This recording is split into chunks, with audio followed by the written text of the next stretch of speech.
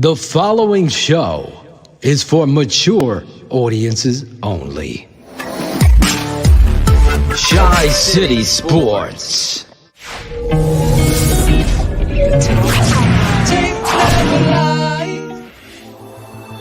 Keeping it 100. Brought to you by ChiCitySports. Let's get ready to rock. 3rd and 1. The give is to Patterson. He's short. He did not get there.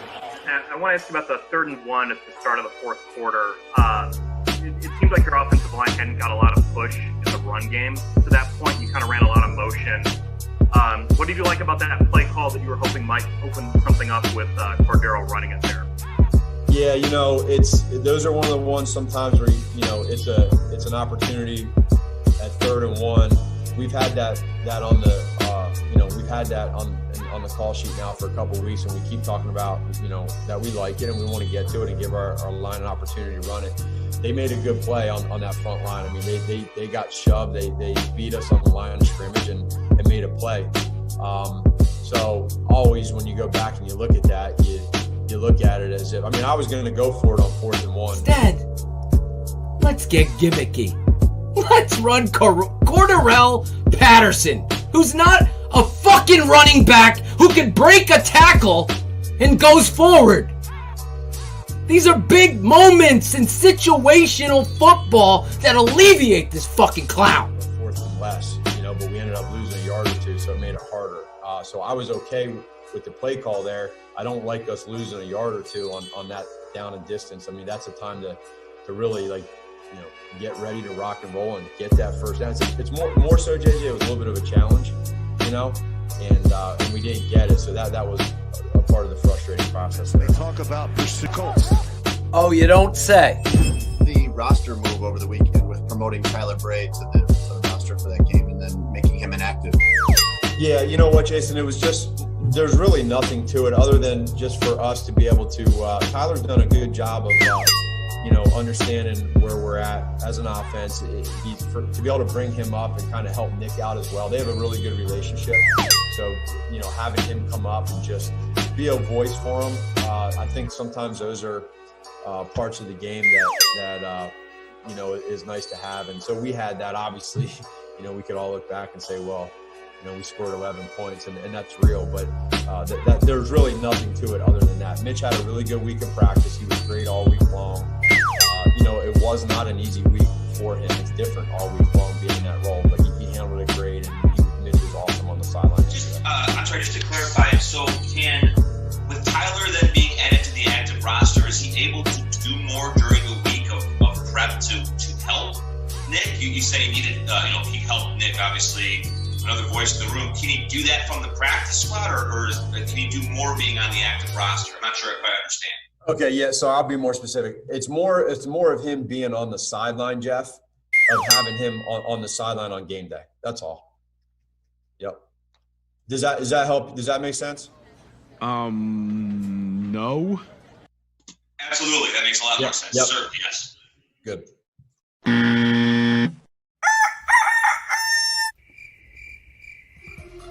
We'll do it live. Okay. We'll do it live. Do it live. I'll write it and we'll do it live. Draft Dr. Phil and the smartest man. Keeping it 100. And so the Bears are sending their compensatory 4th-round pick to Jacksonville for Nick Foles. No competition. Keeping it 100. I know we need to run the ball more. I'm not an idiot. Keeping it 100. Keeping it 100. Open competition. Keeping it 100. Draft Dr. Phil and the smartest man. Chicago Bears select Cole Kmet. Yes, Guess who's back? The two dudes that kept it real. The dynamic duo that you love, the smartest man at Dr. Phil. Breaking down the film, never a problem, kick it straight. Most shows focus on stats, we focus on the tape. We keeping it 100, never running east or west. We coming with that truth, cause that's what our fans expect. Cut off the freaking anchor, moving forward to be free. But don't you worry, Shayne's got the dumbest tweets. It ain't no secret, Phil and Shayne got some haters, but now they're mouthed up like the true and now and laters. Debaters, balls get kicked like Coach Tabor. Cuts had to be made, we added a barber moderator. Up and down, boys got you double checking. Sad sack strolling like a fool drunk texting. Flexing on the truth cause you know they'll never change. Real, recognize real, that's what you get with Phil and Shayne. 100's what we do when we're breaking down the Bears. Fuck a play or a captain, all of the unfair. The tape never lies, the truth you see, we lie, so there's no babies like Maybelline. Straight to the truth with acumen and facts. We got a sad nerd, but he's not just giving nerd stats. Car crash, big impact like Max Sack. Every Wednesday night you got the smartest man and Phil back. Now we know you're smiling like a fat kid with fun dip. We're back better than ever and we're keeping it 100. Keeping it 100, baby. Keep it 100. Draft Dr. Phil and the smartest man.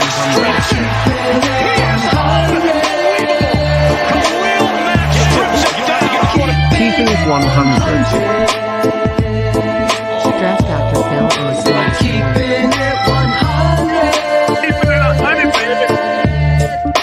Keeping it 100. Draft Dr. Phil and the smartest man. Keeping it 100, baby. Keep it 100.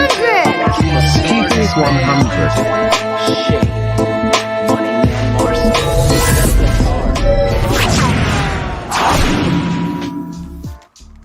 Yo, this is Claudio the Barber, and this is a Tuesday edition of ChiCitySports Keeping It 100. Man, so after flying high at 3-0, we crashed down to earth on Sunday against the Colts. We got a lot of work to do, but you know what? We got the Bucs in 2 days, so we got to step it up. And we're gonna step it up tonight on this show. We got ChiCitySports Steven Johnson coming on, and Bears Report Zack Pearson also. So, let me bring on the guys. Shayne, the smartest man, Marsaw, and Draft Dr. Phil. What's going on, guys? How you guys feeling tonight? What's up? You're Mr. Excitement over there. Hey, man. I'm trying to get excited after this game, man. I'm trying. It's what you get, both. Yeah. What do you do? You hooligans. What do? You get excited about a loss? It's hard. But you turn the page. Yeah. You turn the page and you get prepared for Thursday. That's the only thing that they can do. That's it. You can't. Oh, I'm not happy. You can't wallow in the sorrow, man. You don't have time to. What were we? We got 2 days. We were talking about our open and what we wanted to do, and we're like, holy shit, it's Tuesday. Pushing it up a day makes a big difference. But it does. Yeah. Hey, I think if we started the season and I told you guys after the first quarter we're going to start 3-1, I think we probably would have all signed off on it. It doesn't mean we need to be happy the way that we got there, because the last showing wasn't a good one. So that's going to resonate, obviously. And there's a lot of stink in Chicago right now. And like Dan Wiederer said, they don't have very much time to get rid of that stink and to fix it. And this was going to be a big game on Thursday night, with or without losing this last game. I mean, the Bears can make a statement on Thursday night, but will they be able to rise to the challenge? That's what we're going to be talking about tonight. Yeah, it's going to show a lot. You saw in the open, I had to put together a little bit. It's cartoon land with the head coach and the showcase with Tyler Bray and giving the ball to a receiver on 3rd and 1 and the reverses and the manipulations and why did you do this? Well, he's a buddy. He can talk to. What are you the coach there for? You're the coach. You hired DeFilippo for that reason, to bring Tyler Bray and not a skill player or a kicker or whatever the frig you need. It's just another showcase of misuse of personnel. How about a left tackle? How they do.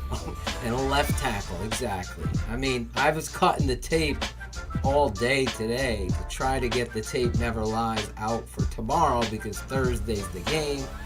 So it's going to be hard with everything going on personally, but we're going to try to get it done, as best as we can. And don't you worry. Yeah, don't you worry. So, you saw it there. The Crickets, if you watch the Open real closely, just like Shane and Phil, there's always some hidden Easter eggs in the reality of what we're showcasing. Those of you listening on the podcast version of this show, obviously you don't get to see it, but the cricket parts you could see, it's Ryan Pace and the refs and all of this minutia that has affected this football team on so many levels. And I went back, obviously cutting the tape today, Shane, and the fact that they picked up that roughing the passer call. Oof, yeah. It's so bad on tape. Yeah, it's much get touched worse. Until yeah, after it is much worse. He didn't even get touched by the James Daniels gets beat. Yeah. By a very, very dominant football player. Let's just be honest. Buckner burns his ass. He's been great, James, but every dog is gonna have their day. And that, needless to say, the dude gets contacted. James tries to make up for it, but the dude dives right at Foles' Yeah, it's legs. clear. They pick it up and say that he was blocked into it or pushed into him. Exactly. No, any other fucking football team, especially the darlings up north, you think that fucking flag is picked up? No freaking way. No. And I'm telling you, this game on tape, it always is. He's like probably ejected for it. This game on tape is so much closer than the score. Phil, we talked about like that. You saw it from a lot of national media. I listened to a lot of people today talk about it. I'm not going to degrade the Indianapolis Colts, but there's people out there calling these guys elite in this. Greg Gabriel talked about it being one of the best defenses that he's seen in years, and I'm like, they have nice players. They have a nice defense. Am I putting these guys on a pedestal? No. Well, did they get one sack? I don't think they got a sack. Did they? Did they get a sack? Yeah, they got a sack. Yeah. They got one sack? Right out the half. Oh yeah, but not many. They didn't get a lot. But a dominant team, Leno you don't remember Leno ushering him to the front court? Just go. I'll even push you a little bit. Listen, Leno was like that bodyguard. Cut it out, Claudio. You're all waiting in line to get in the club, and then there's this hot chick that comes, and she just gets right in. That's Leno. He's like, oh, the hot chick's here. Here you go. Go fucking take Foles and drop his ass. That's Charles Leno. That's a serious issue. The left tackle is serious. The play caller is a serious issue. Those of you wanting to blame and point fingers and find blame, the smoking gun probably starts with the cricket keeper, and that's Ryan Pace. 100%. You can't. If you're going to be pissed off at the head coach, you have to go above that. You can go above Pace, but you can't. You're not going to change. You're not going to change Ted Phillips. You're not going to change ownership. That's. You can scream and piss and moan all you want about it. It's not going to change. Ryan Pace is he's got the bullseye on his face, just like Matt Nagy. Even more so after this game, Phil. Like, we all talked with a bunch. I've been getting DMs from people. Your head coach could have answered so many questions in this game. Matt Nagy needs his tight ends to run his offense. Well, he got his tight ends. Matt Nagy needs his quarterback to run this offense. And none of it changed. Your second round draft pick, Cole Kmet, got 15 snaps. And what does your head coach come out and say today? Oh, yeah, he's got to have more snaps than that. Well, who controls that, you asshole? Well, you do. He said the same thing about the running game. I saw someone's comment come up. Who's calling the fucking plays? You're calling the plays. Listen, for the first time in a long time and watching the tape, well, I shouldn't say a long time. For the first time this season, our offensive line showcased some major letdowns where scouting on the other end recognize Leno's a weakness, Yeah. and we're going to attack that, and we're also going to do some stunts to fuck up what it is they've been doing very successful. So as a head coach, you have to have the answer, Shane, behind it. Instead, you're throwing up formations to try to be your answer. And that's a travesty on Sunday, because you have just as much talent as they did. On the tape, it's very close. That defense, the Bears defense, is keeping you in the fucking game. You can't get anything consistently going, and then you keep fucking pulling out 32 for 84. And you have no flow or rhythm in it. And then No, the only thing that there's a rhythm to, Phil, is that Matt Nagy is, what do we talk about today in the third quarter? The Bears ran 13 plays. 11 of those plays were out of shotgun. 2 of those plays were under center. Out of those 11 plays out of shotgun, they passed the ball 11 times. The 2 times under center, they handed the ball off twice, and one of them was the 3rd and 1 to Cordero Patterson. So that right there, I always think back to what your dad was saying with, these guys are learning on the job. Well, that is something you're not that shouldn't be something that you're learning on the job there. You're in the NFL. You have to mix it up. And the fact that I would love to have a camera in the booth with the DC of the Colts, because they got to be laughing. Right. You played right into their hands. It's terrible. There's a lot of things to go around. There's a lot of mess ups on the offensive line. Again, I'm still putting it together as I do, but for the fans of this network, the Tape Never Lies network, and Draft Dr. Phil's series, The Tape Never Lies, you're going to see the story unfold truthfully. I'm not pointing the finger at any one thing, because everybody on that offense needs to take ownership, but it 100%. starts with the coach. It really does. So those of you that want me to come in here and hammer Nick Foles, Nick is going to get spotlighted in Keeping It 100 on The Tape Never Lies on his errors.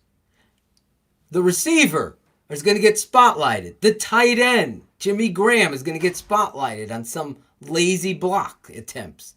There's so much to go around, and what do I always say, Shane? The team is a reflection of the head coach. I see all these blog nerds now writing that. Give me fucking credit for it. You've heard it from here. I know you're listening to the show, and you're trying to maintain your silence, and you're so many nerd alerts everywhere that you're trying to take from us. Just credit. The fan, you 100 crew know. I love how you go at people. Confront them. Where did you hear it from? Last I heard from somebody, Leno's a fucking A+ pass protector. Imagine subscribing to a magazine about, computers. And they tell you that the Dell Inspiron is the fucking best computer out there. And every fucking tech nerd worth their grain of salt knows that's full of shit, right?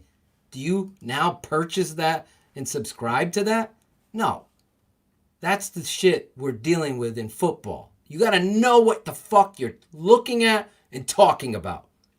And give credit to people that you take from. Fucking hate that shit. I always credit. Even a fan that said it. I'm going to give them credit. That's my mini rant on this bullshit. Now Leno's becoming everyone's national stage. That shit's been happening here with me and Shane for fucking 3 years. And who is the responsible for that? Ryan Pace. He's never drafted an offensive tackle in the first 4 rounds. Ryan Pace. Got to draft a quarterback every year. Hasn't drafted one but Mitch. The wrong one. Now it's coming out Mahomes was their number 1. The stories are always changing, but the bottom line was the end result. The end result was you took Mitch. You might have ruined Mitch.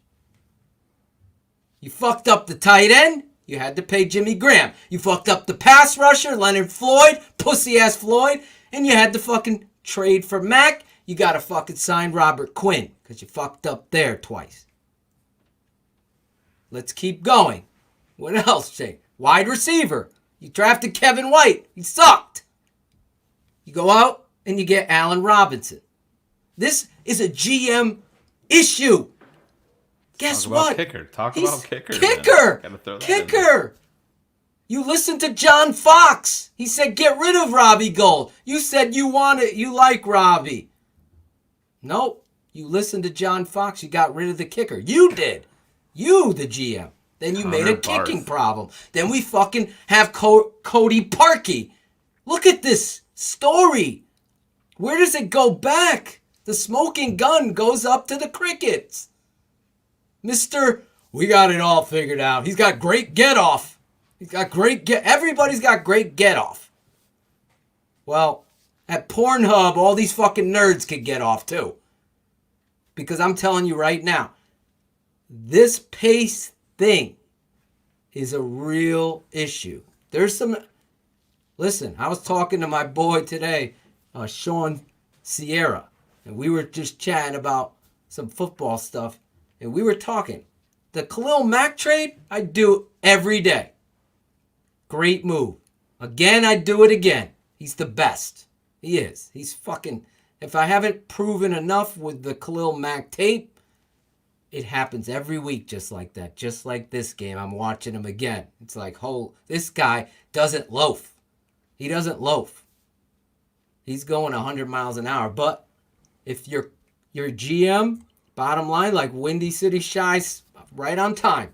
If your GM's over his head, and he's got to pick the quarterback, Shane, and he's got to pick the coach, then this is where we are with Matt Nagy figuring out, we got to run the ball. I didn't come here did you watch the Colts game? Did you do this? Did you do that? Hey, we're bringing up Tyler Bray. Hey, we ran the ball 7 times. Hey, we fucked up. You can't even take ownership of that. It's serious. And on this network, we fucking call it out. I'm not afraid. The media, even my friends in the media who are intimidated to confront this shit. Like, why isn't this question asked? Why is Charles Leno starting when he continues? You know why they can't run? It's because Leno can't do his fucking job with the mentality of physicality. He is soft as puppy shit. That's the problem. You want to have an intensity, Juan? Then you tell the fucking head coach, this guy can't do what we want to do in our philosophy. He is a rotational tackle that could come in there on pass protection and give you a little bit. But every week I got to show this shit. You think I'm fucking David Blaine making shit fucking magic? It's ridiculous, the showcase of Charles Leno. And nobody takes accountability. No, nobody. Nobody. And they continue to trot these motherfuckers out there. And at the end of the day, nobody's questioning it. Nobody. Ryan Pace, if he ever came on this show and had the balls to do it, I'm not fucking Adam Johns. I'm not gonna fucking kowtow to nobody and say, let's call it what it is. It's awful. It's awful. And the sad part is, my last point, it's bad because it's hindering the rest of the team. Because that defense, whatever, blah, blah, blah. People agitated at the final score. If you didn't have that defense, it probably would have been 35-3. Oh, hell yeah. 35-3. Totally. And let me tell Phillip Rivers something, you fuck. He didn't outrun. And I'll show you on the tape. He didn't fucking get the corner. He got the corner on Danny T.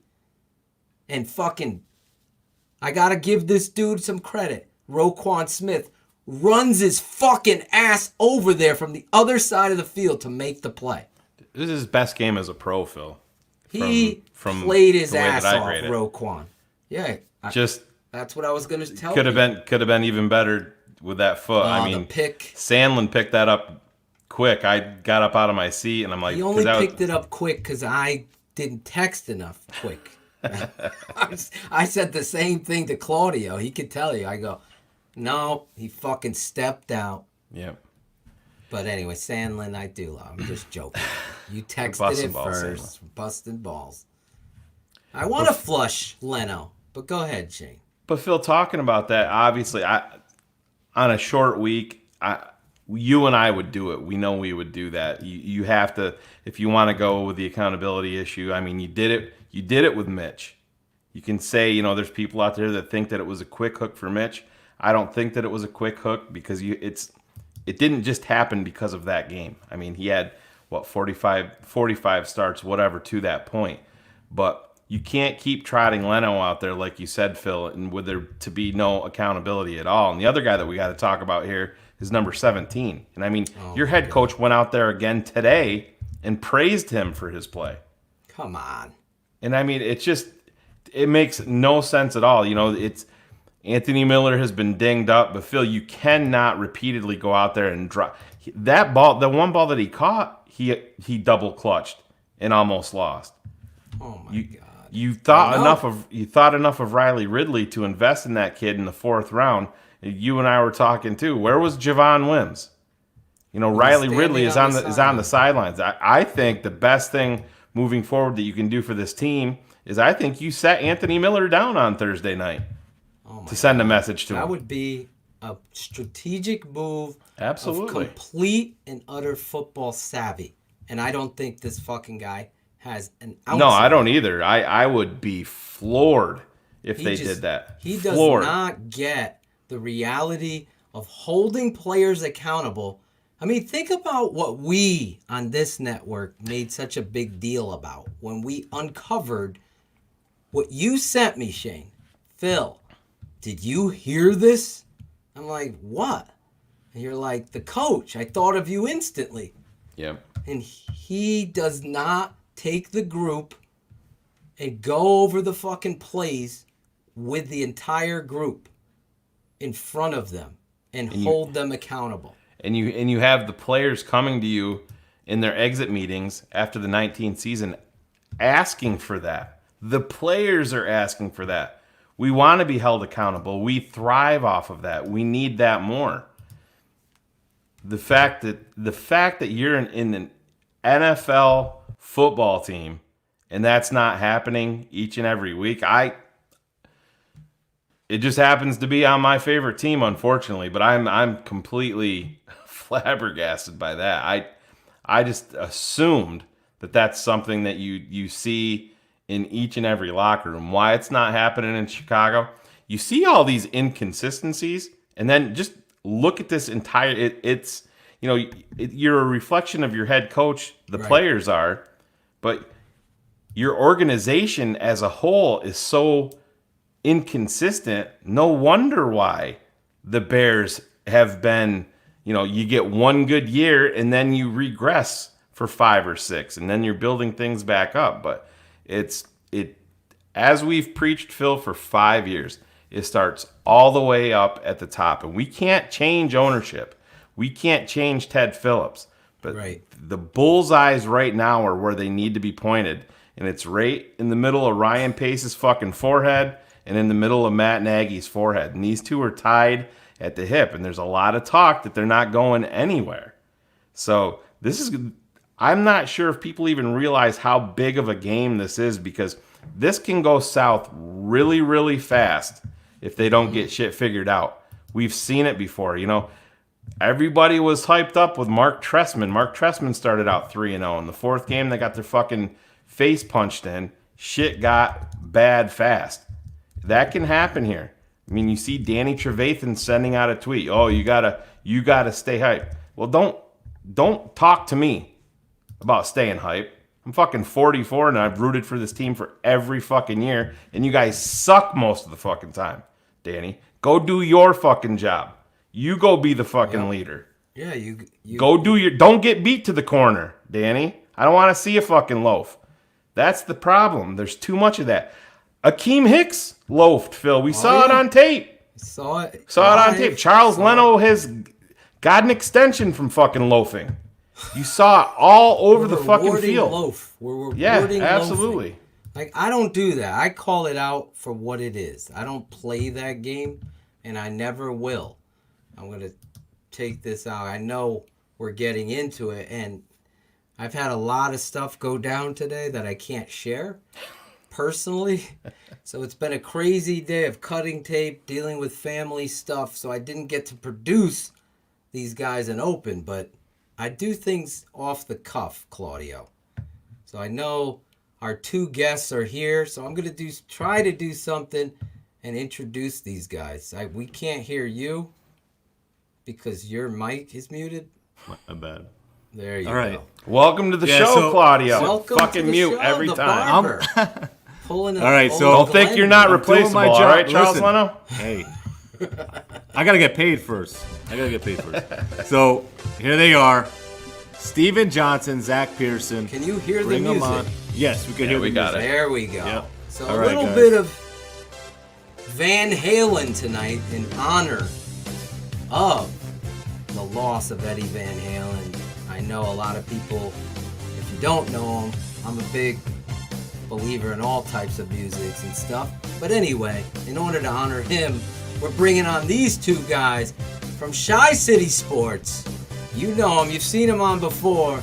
It's Steven Johnson and his cohort, although from the Bear Report. Claudio used to study the Bear Report.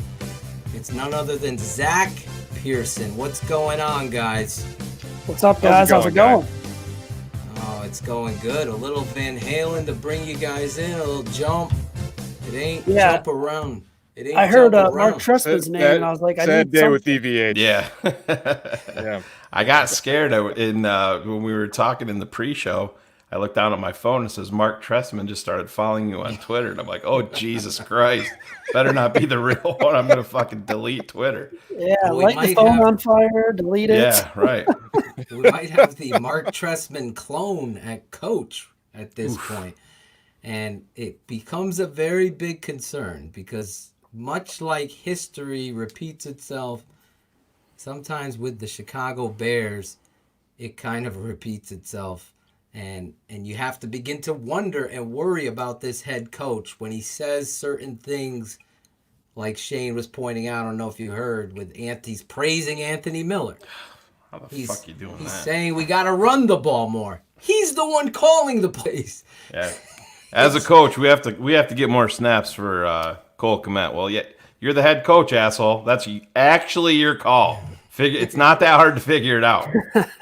Yeah, I'm glad you brought that up because it's like that was my first reaction too. It's like you heard him Sunday after the game, Monday morning. He said we can't be one-dimensional. We have to run the ball more 3 times in 2 days.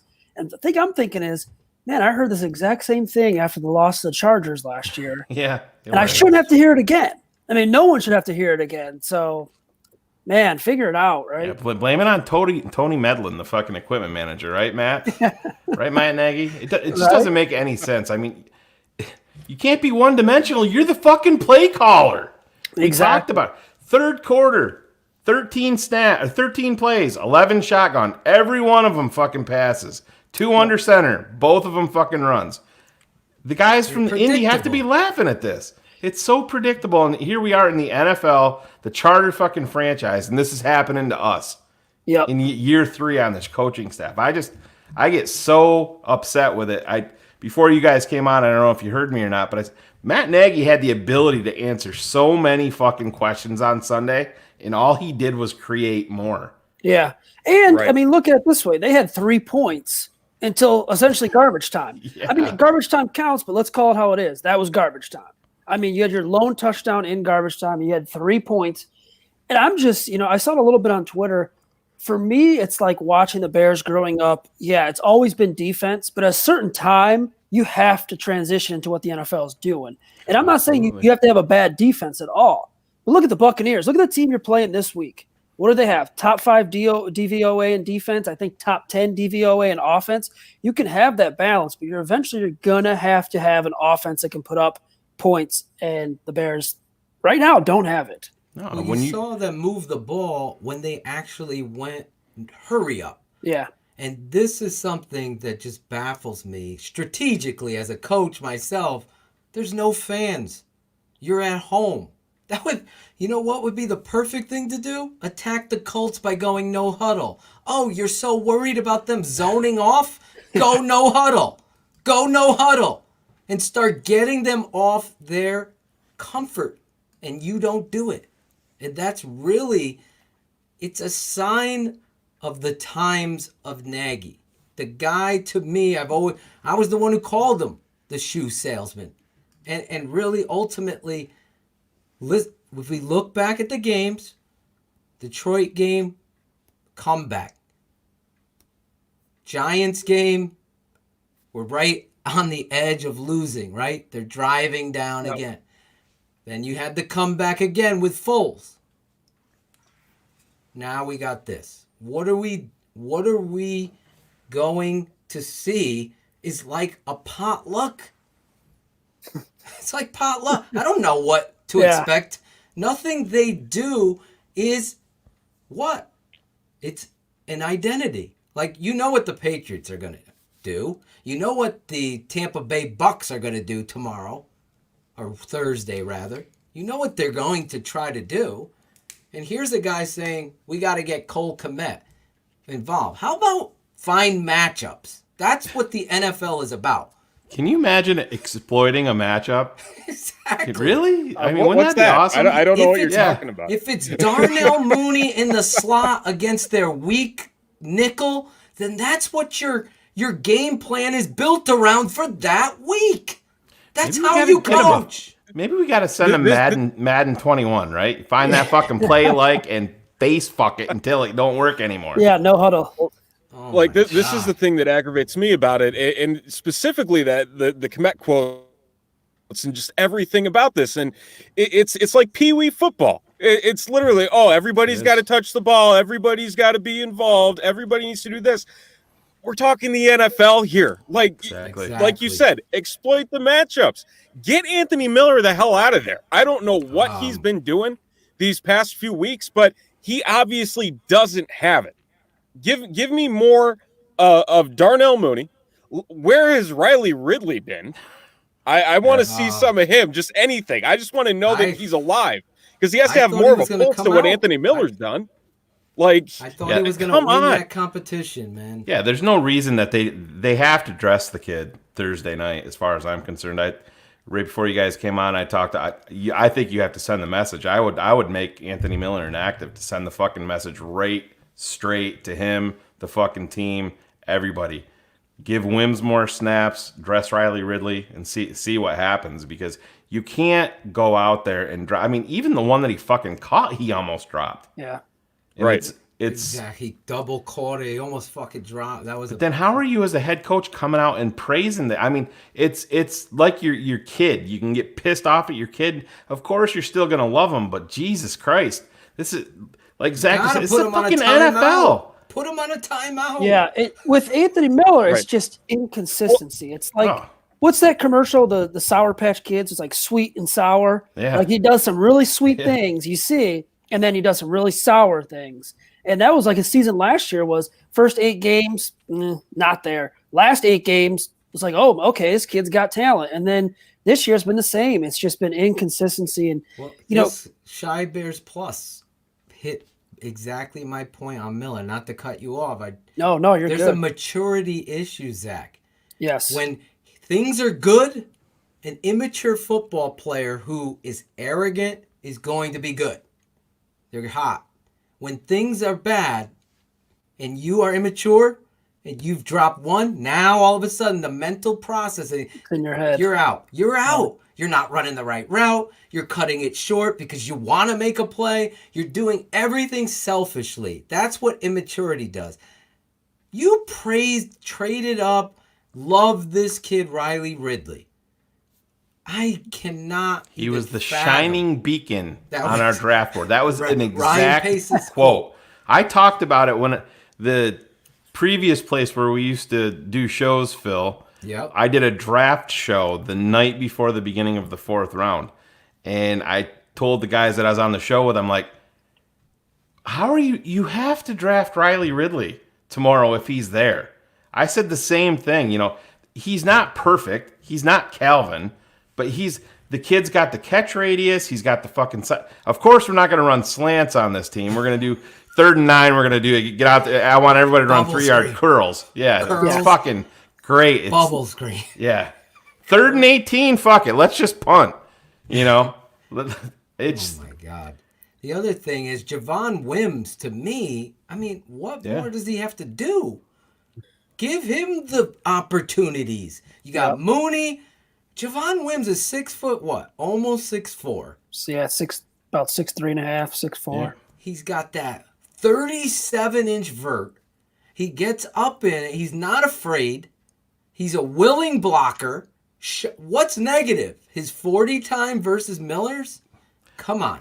The Bears are one of the slowest teams overall in the entire fucking league. You can see it on special teams. You see it on coverage. Oh my God. Patterson, The punt you can see it's terrible. Like, where is anybody? It's so pedestrian. Yeah, they're it's still back at the 30-yard. Yeah, it is. They got a 40-year-old gunner. Sharik McManus is still. Where is he? He's Was hurt he in now. that game? He was hurt, right? He's hurt. Yeah. But even the weeks past, it was like, special teams is a whole nother rant. I mean, that is just, and it's not even the things that the normal fan would see. Like, yeah, you can see the block punt, you can see a missed field goal, but like you guys are saying, watching the gunners take their time to get down there, or bringing the ball out 9 yards deep, and things like that, missed blocks, no one picking up their assignment. You watch that blocked kick. If you watch that, the guy goes right by Patrick Scales, and then DeAndre Houston-Carson just goes, oh, he's going that way.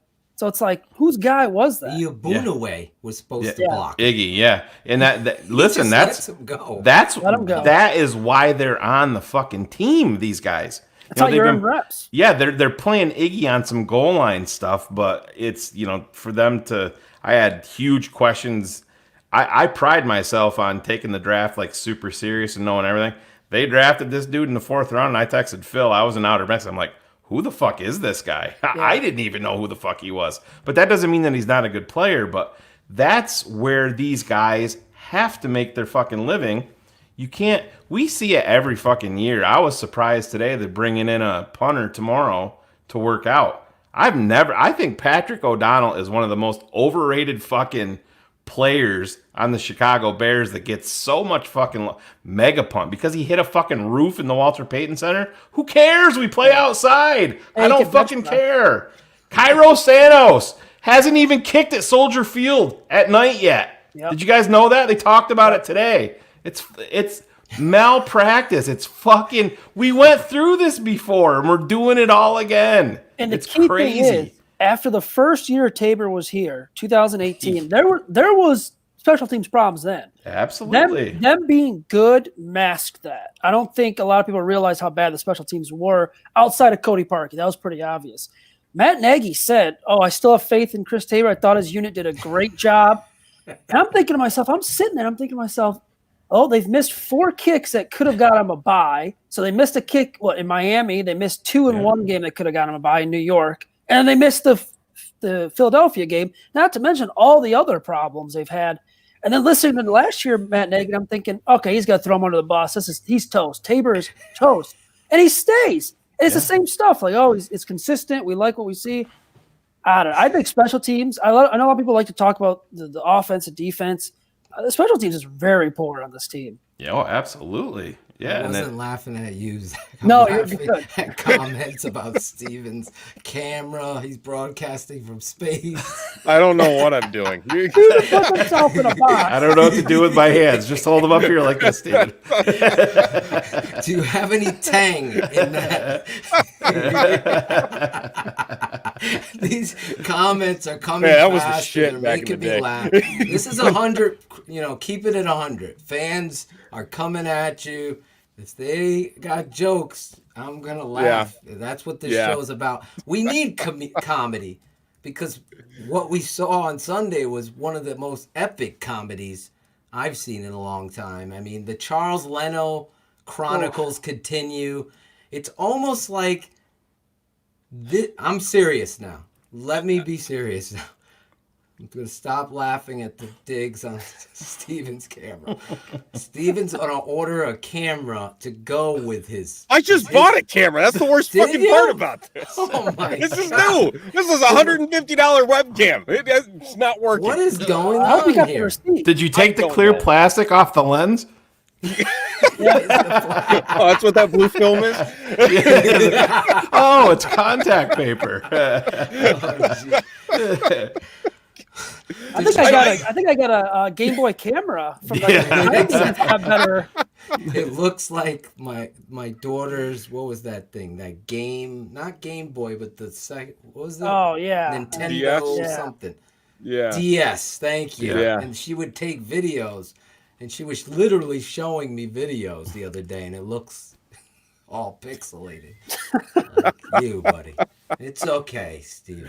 I don't know. Anyway. So go on with Leno. I want to say this one thing real quick about this is not a conspiracy. After 4 years of doing The Tape Never Lies and always showing fans Charles Leno and his inability to be tough, be fundamentally sound, play to the whistle, show pride, show proper footwork and technique, just be a football player. It has never shown up. I'm serious. I don't give a fuck what PFF scores them in this one. I talk to offensive line coaches around the league. I'm not going to name anybody's name here. But one of them said straight up, this guy is pillowy soft and every team knows it. And that's a GM or coach. Is the coach arguing with the GM? We got to get this guy out. Like, I would refuse to coach. That's how strongly I'm not playing my left tackle who's a baby. I have to make him tough. He's got to play better. Then you pay him? Yeah, it's a his serious mentality. problem. His mentality coming into the league as a 7th rounder, he had to make it. And I mean, he ends up getting a contract extension, and I don't want to bring up his personal life and stuff like that, but all of that combined together has changed his outlook on football. I mean, how on earth anybody can say that he's a top tier offensive tackle? They're obviously not Chicago Bears fans, and they're just literally looking at how many sacks did Charles Leno give up today? Because Phil, you've been on it since Jump Street. Yep.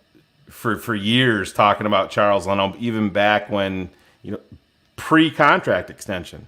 Yeah, I said there was so many people that were disagreeing with you, and oh no, you're crazy. You can be average there, and I would love to be average there. Yeah. Oh yeah. If we had average, would be oh my god, I guess so.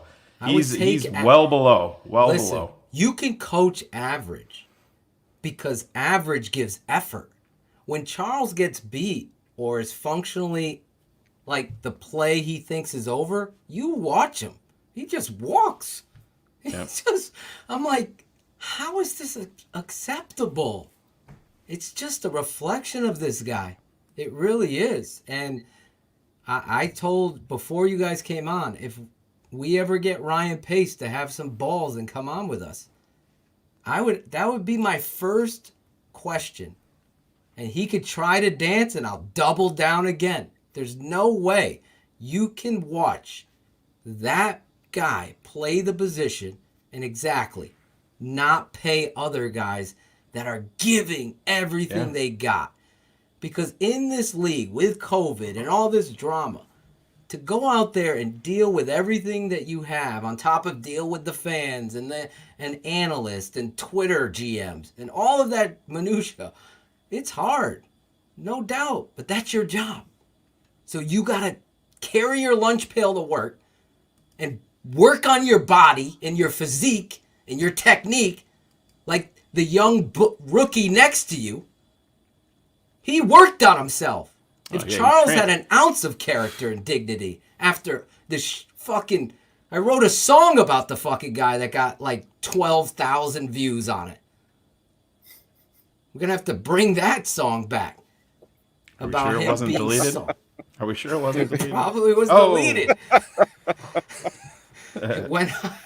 It went out. I don't know. Maybe Zach's got an upcoming show of not 101 proof. Maybe you could pull some strings for us. It's, the episode's actually called "Going Through the Archive."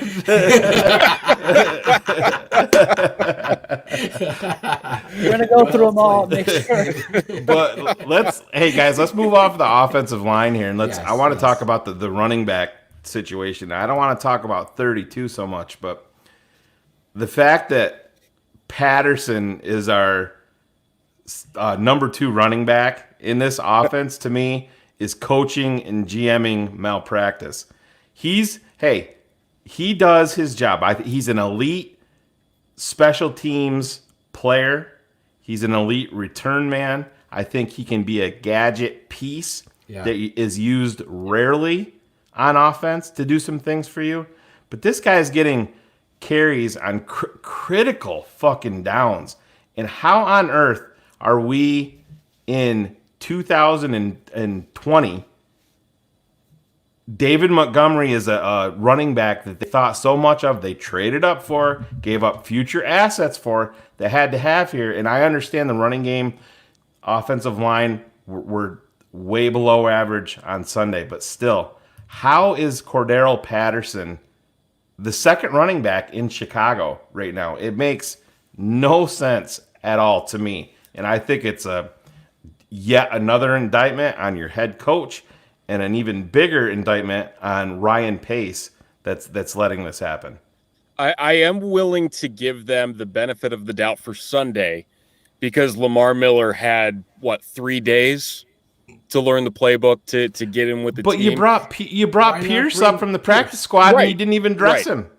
Even dress him. True. For what? True. Because Tyler Bray. Why can't we see Ryan Nall at 238 pounds?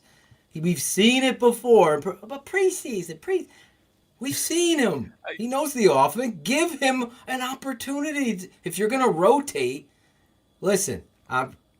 Teaser here. You tape never lies heads. Counter play. Cordarrelle Patterson is in the game. Yeah. He misses the hole. And then he gets around it and he's juking and then finds the hole and it's too late because guess what? Like Gale Sayers, rest in peace. Give me 18 inches. That 18 inches closes. It's like open and then it's closed. So you have to hit these plays and be instinctive. And like one of the fans said, he's too upright. You know what Bill Belichick did with him, Zach and Steve? He ran toss. Yep. He ran, outside. let's get it. Let's run a Toss, guy in gut motion. sweep. Yeah. Phil, and that's where he can excel. When they keep things simple with him. Exactly. That's why he was in Minnesota. They had to scale everything down. They had to limit his route tree as a wide receiver. Then he goes to Oakland. Same type of thing. New England. You're not going to trust, just like you said, you're not going to, it's pure craziness that we're at this point in Chicago on a struggling offense, and we have a gadget player as our number 2 at a premium position like that. Playing like a number 1. Look at the first play of the game. It's not blocked right, and your running back, David Montgomery, dead legs, jukes, drives for 4. So it's 2nd and 6. The next play, it's Cordarrelle Patterson in the game. What? What team does this? In a weird way, his size is like hurting him at the running back position because, like you said, he runs too straight up and he runs high. If you watch, I think it was Atlanta, it was second quarter, I want to say, there was that hole that any running back hits that hole. That's 15, 20 yards right there, first down. He got caught in that hole. And I was waiting for him to kind of come out and looking around like, where the hell is this guy? Where is he going to come out of this hole? And boom, he's tackled. I think the way, watching him, when he first made the switch in training camp, watching him, he ran very high, very knees up, kind of how you're not supposed to run as a running back. And I was like, well, he's got to kind of fix this. And he said, yeah, I'm trying, I'm working on it. Obviously, it's not something that comes overnight, but it's something we should start seeing more and more of him getting better as the season goes on. And the other thing I'll say about this is I thought the Cordell Patterson third and short life was killed week 1, 2019 at about Shane, did I say the PM. same thing to you on the phone? What was You it? did. Yes. September 9th, 2019, about 9:20 local time at Soldier Field. It should have been out the door when he was stuffed against Green Bay. Thank you. Yeah. And they run it again. I don't know, was it 3rd and 1 or 3rd and 2? They run it third again. and 1.5. 3rd and Yeah. 1.5. No, it was And a longer one, but still. but I'll give him a little bit of the benefit of the doubt that it wasn't blocked well, but I still would have liked to see David Montgomery. Because David Montgomery has proven time and again you Exactly. haven't blocked right. He's fucking Yeah, carrying agree. dudes for one. I agree. And Right. then the topper on this, I'm sorry, Shane, is the coach admits he was going for it on 4th down there. But we lost Yeah, it. that's I right. put it in the open. I go, this guy's a fucking cartoon character. You admitted that you were going to go for it there twice. That's what we do as coaches. We're like, if we don't get it here, but we're close, we're going again. And you're admitting that you didn't put your best short yardage guy and your best back, period, out on the fucking football field. That's coaching malpractice. And Right. on top of that is Zach's point that I said to Shane. I go, how in God's name, in football worlds of glory, could you not remember opening night when you pulled this shit and put yourself in a critical place of being criticized for giving him the ball on 3rd and short against the Packers, and you fucking did it again. You know With what no that true is? Fullback too. No true fullback.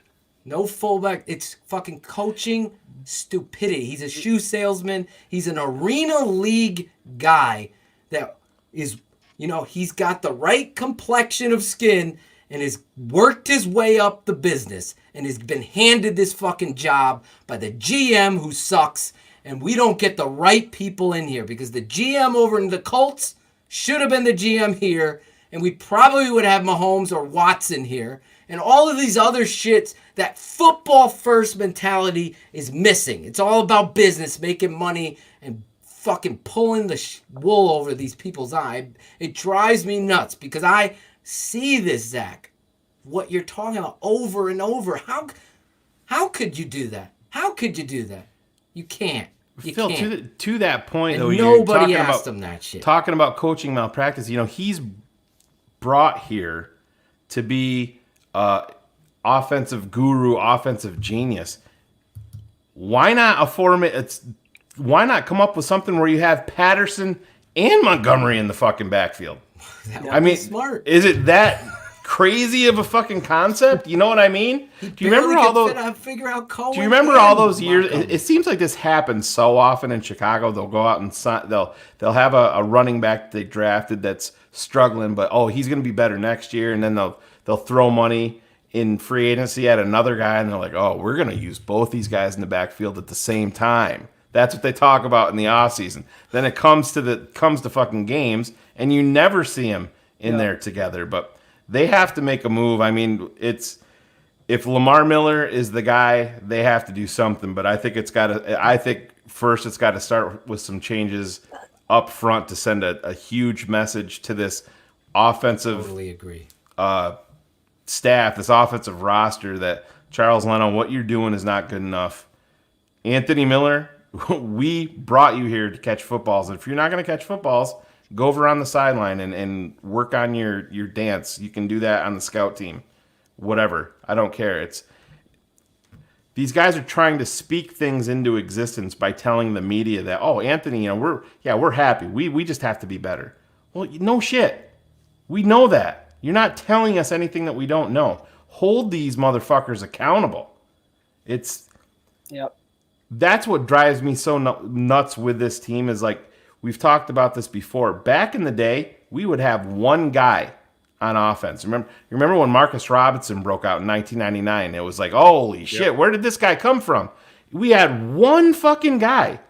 This team has other players that we can get excited about. But do you think that if Riley Ridley was a Green Bay Packer or a Kansas City Chief or a New England Patriot, that he'd be sitting on the fucking sidelines unless he was a complete mental case? No, he'd be out there playing, but not in Chicago, because we got to put Ted Ginn out there, who's 35 years old, that doesn't want to get hit anymore. No, we gotta put Patterson in as a fucking running back, because we're gonna fucking fool everybody. We're gonna draft Cole Kmet and we're gonna give him 15 snaps. It's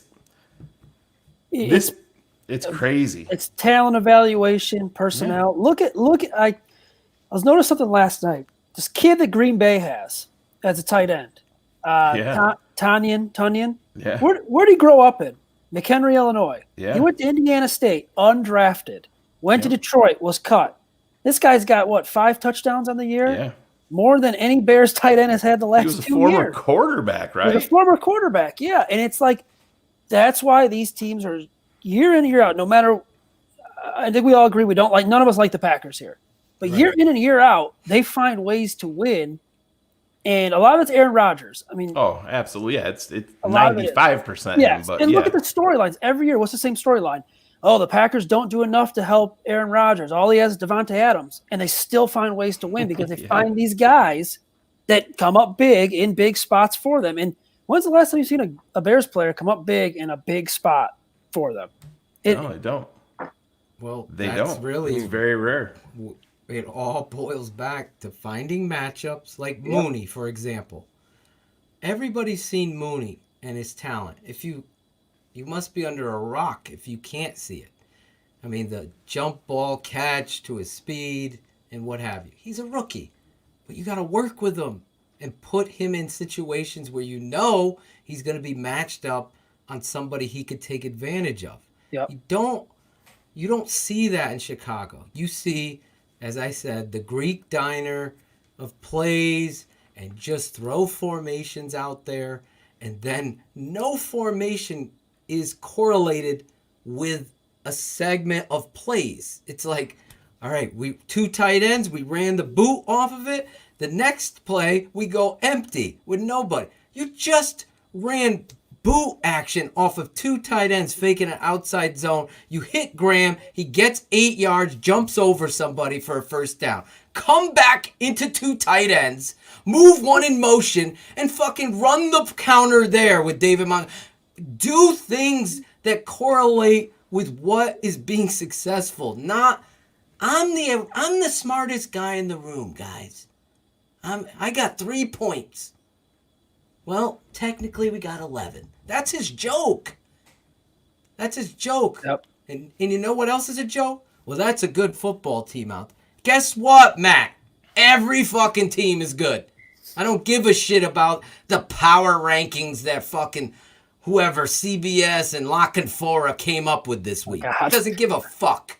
What I know is any given Sunday, that rule has always applied. Look at what the fuck, how many points the Browns scored on the Cowboys. It's like, 49. Did anybody predict that? Is anybody going to Vegas winning all this money on the NFL? No, because nobody knows shit. It's all a guesstimation. It's a guess. I don't know what the Bears are going to. I'm going to have a big pick tonight. What am I going to do? I'm going to pick the Bears to win, right? With my heart. Play. Yep. It's every play. But every play matters. Just like you said. One turnover. If Khalil Mack catches that pick, I guarantee it's a different game. I swear to God. I've coached this game my whole life. I know the Bears go in, they fucking score. Now confidence is brewed. Now players are feeling more, confident and comfortable. We've all lived this. I've lived it for 47 years now. Cheering for this team. Old as shit. Yeah. So the question I have, and I don't know if you guys have discussed it at all, and it might even we can see his face. I didn't even know you were clear. here. Oh yes, so good, right? The internet. Don't move. All right, it's funny. It's funny. It looks clear as day to me. So I'm gonna have to go back and watch the replay, and it's gonna be. No, you're clear right now. We're serious. Earlier, it was a little sketchy. You had the Glenn internet connection earlier. I'm still on that AOL dial-up. Yeah, you need one of those free trial discs. I got Yeah. Hit me up on AIM. So if this does end up getting worse, which it could very possibly be, because, I mean, let's be honest here, the Bears' schedule is going to get tougher before it gets easier later on in the year. Matt Nagy has to realize at some point the only thing that he has not done in the last year plus is hand off play calling duties, and now he has an offensive coordinator who has the background in that, in Bill Lazor. Do any of you guys, really, all three of you, see a scenario in which that actually happens, or does hell have to freeze over first? No, yeah, him and Pace will be both launched before, I think, before Matt Nagy will ever agree to unless, I mean, I just can't see it happening. I cannot see him handing over play calling duties. Say? I mean, Phil, you don't. I can't see it. It's a great I can't question. see it. I can't see it. I don't think the Chicago Bears are gonna. I think they're gonna be here no matter what, Pace and Nagy, in 2021. I think they're gonna be here. If it gets bad, like Stevens, I don't think Nagy's gonna be here. I think this. Yeah. Well, you can't. Phil, if they get to the point where they're you can't keep one. If you're gonna make a move, you have to launch them both. You cannot. I went down the laundry list. Yeah. So I got to do it again. No, I'm just saying. You said Nagy. You have to. If you're gonna make a move, it's got to be both, and then you have to clear the fucking deck. I agree. For the new guy. Finally. Yeah. Listen, if this motherfucker can bench Mitch Trubisky, but can't his left tackle, what does that say? If this guy can't turn over his play calls, I said this a long time ago. Issues with Lovie Smith, issues with Dick Duran. You have my father come on the other network and talk about, he'll come on our network to talk about what it takes to be a head coach. You have to be involved in everything. So if you're so worried about the quarterback and the play calls and my formations and my gadget, but we're going to run T formation on the first play and we're going to show the fans the history. You're worried about all that minutia. You're not worried about being a head coach. And if you go back to the open, thank you, Ryan Cox, one of our great fans here of the show. And we do the Spencer Strong shout-outs, hashtag Spencer Strong for his son. He sent me the footage that I wanted and that other people shared with me. Hey, did you hear Rich Gannon talk about the Colts? And Frank Reich has stated to his team, if you are caught loafing, if you aren't running to the football, if you aren't blocking to the whistle, you will be benched. And you might not have a job. That's my school of football, because you're a professional. And I laugh. I know you are there sometimes, Zach, with the media. I don't understand how anybody's kissing this fucking guy Nagy's ass. That when he admits that he has not gone and covered the team in front of the team, the performances, and called a spade, call a lazy bum, call the walrus out, call the dropped Mac interception out. Nobody's safe. Just like this network. We're breaking Zach's balls. You're breaking my balls, Shane. We're breaking Steven. These guys love us. We love these guys. That's what it is.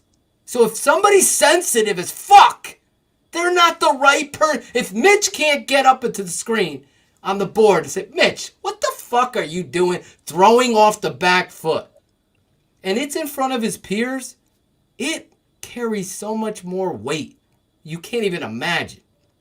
Think about being called on. Some of you guys have never played football in the chat or listening on the pod, whatever. But think about a situation where you're called upon in front of all of your friends. You got to perform. You don't want to be bitched. You don't want to be punked, whatever your term is. So that is not happening. It's happening in the Colts. Do you see how they play? I would die to see an offensive game plan like I saw with the Colts.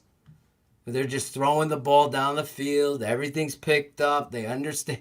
We're out here. I'm thinking, I'm excited. I don't know how you and Steven felt before this game. Were you guys like, I can't wait to see how Nick Foles handles this offense. This is Nagy's hand-picked guy.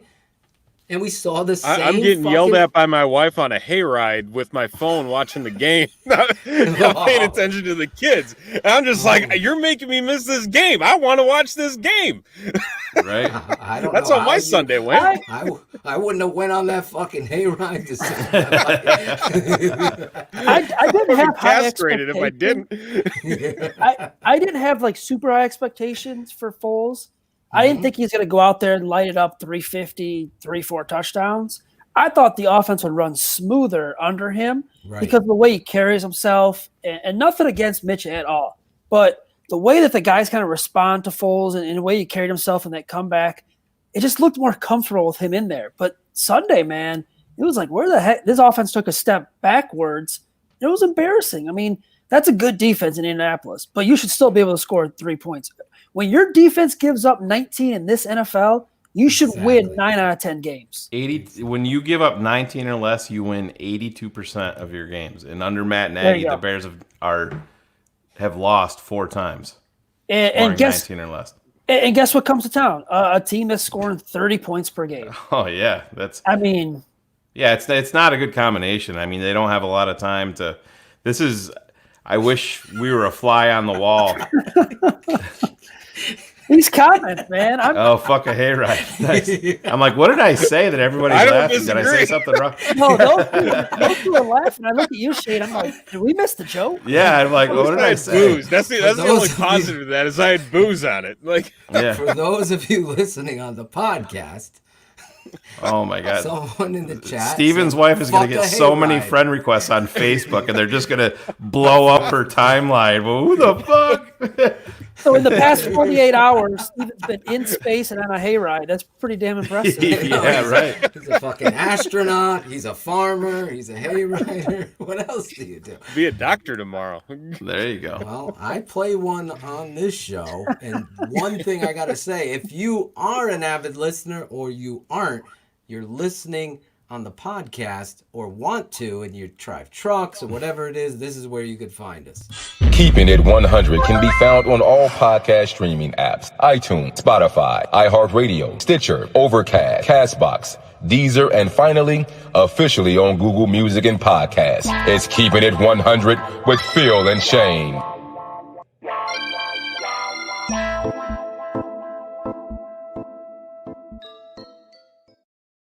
Oh yeah, keeping it 100 with our guys from ChiCitySports, Steven Johnson and Zack Pearson of the Bear Report. They're here with us. If you're just joining now, you've missed a lot of fun stuff with the chat and fiery discussion.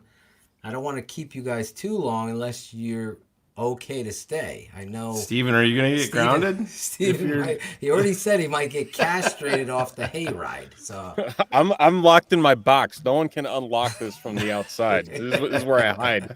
This is my safety. So what do you have planned for Thursday night? You know, Bed Bath and Beyond, maybe Home Depot later. Nice dinner at Panda Express. Hey, don't knock Panda Express. Oh, I love Panda Express, just not during Bears games. Did you go around twice when the guy's holding the orange flavored chicken at the Panda Express? And you're like, I did at the mall. Growing up, that was what you do. And our mall had dip on two the Chinese places next to each other, and they always Oh, fought yeah. Oh, they with were one another. competing. And so they always they didn't care if you went there 3 times. They're still having food. That'd be my lunch. In between the two Chinese places, they had the best New York pizza place ever, Sbarro. So it was like, it was great. Sbarro with a huge slice. Yeah, Big slice. They gave you the big. No, and before I get roasted in the comments, it's not the best New York pizza. It's an Office reference. Hey, I'm a New York guy, and I gotta give it up to my boy Phil. I went down and visited him. Visited last. It was actually a year ago. He took me to New Haven. New Haven. I've heard of it. Modern. Yeah. It's What's the style? What is the? It's New Haven style pizza. Is that what it, yeah, I've Since heard. 1918, Frank Sinatra, all these dudes would come down to New York to go there because of Frank Pepe.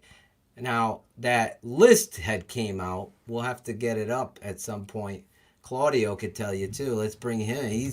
He was with us the other day. We went to Modern Look, I Pizza. didn't even know you could have 5 people on here. Look I at would have this. been on there earlier. You can have 8. You can have 10 now. Yeah, we can go back to 4 pretty Shane, quick, were you too. there Let's at Modern? fucking I don't talk. remember you being there, Shane. Yeah, thanks, Claudio. Jesus. Hey, at least he unmuted himself this time. Yeah, he did. I'm learning. I'm doing good with the comments, though. These comments doing are a great freaking job. hilarious. You're making me laugh. Thank with you. the Yes, comments. you guys are great. It's been a tough week, but yes. Yeah, we gotta real laugh. quick, We gotta laugh after this. Finish this up. Frank Pepe's Pizza was voted #1 pizza in the world by this whole series. Even Barstool and those guys came and did their rankings, but Modern Pizza to me is better. Always been better than Pepe's. Pepe's especially is now that like a Pepe's is like tourist franchise. Yeah, they Yeah. franchise. They have like 7 other places, and it's ruined went it. downhill. Shout out to Chris and Heather Sandlin for fronting that fucking bill for our huge party in there that day. They treated us. We all ate at But Modern. Phil, you We're got to gonna give do it up. again. You got to give it up to Zanelli's right down the Zanelli's road is a from Pepe's. different style of pizza, Napolitana, but it is like I got to. Yeah, if you're gonna go to Worcester Street guys where there. Pepe's is, fuck Pepe's. Go right down the road to Zanelli's. It's There you go. it's off the hook. It is. New Haven is it's like a pizza capital of the world. It's unbelievable. I've heard. Zanelli's, they actually flew in this fucking oven from Italy. It's gorgeous. It's all tiled, but it gets so hot. It cooks a pizza in like 11 seconds. It gets so hot in there, and he'll spin it around. He puts it to the window to show you. What was our wait time at Modern?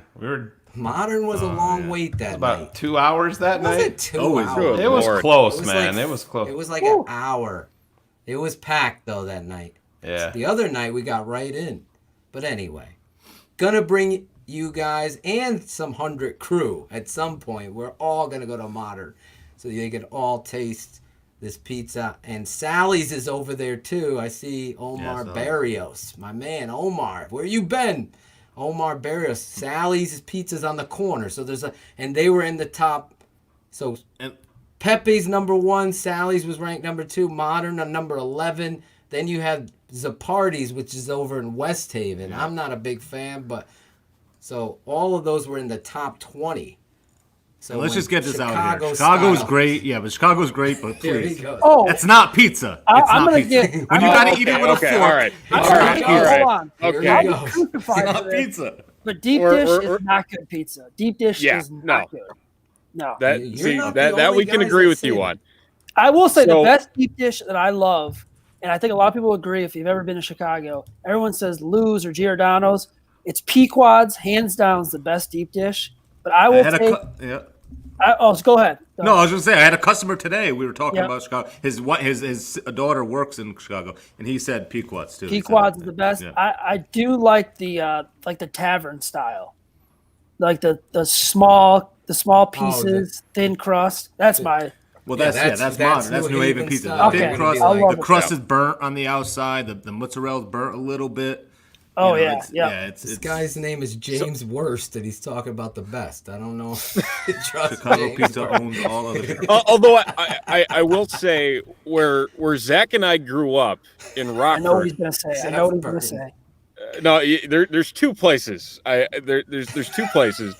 Yeah. There's Lino's, Yep. And there's Capri. Yep. Right downtown. Yep, right downtown. Like underrated. Nowhere near as good as everything I've heard about New Haven or anything of the like. However, Rockford is an underrated pizza town. They've got a bunch of hole-in-the-wall places where you go in, you don't expect it to be much of anything. Really and good. Boom.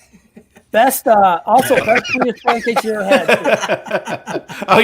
It took you 5 minutes to see it. Steven's wife is now calling in on the bottom screen. It says, Steven, you're a dead man, from his wife. She's calling in. But yes, the pizza talk, little distraction from all of the drama we've been dealing with this football team. If you're from Chicago, I will say this to end this.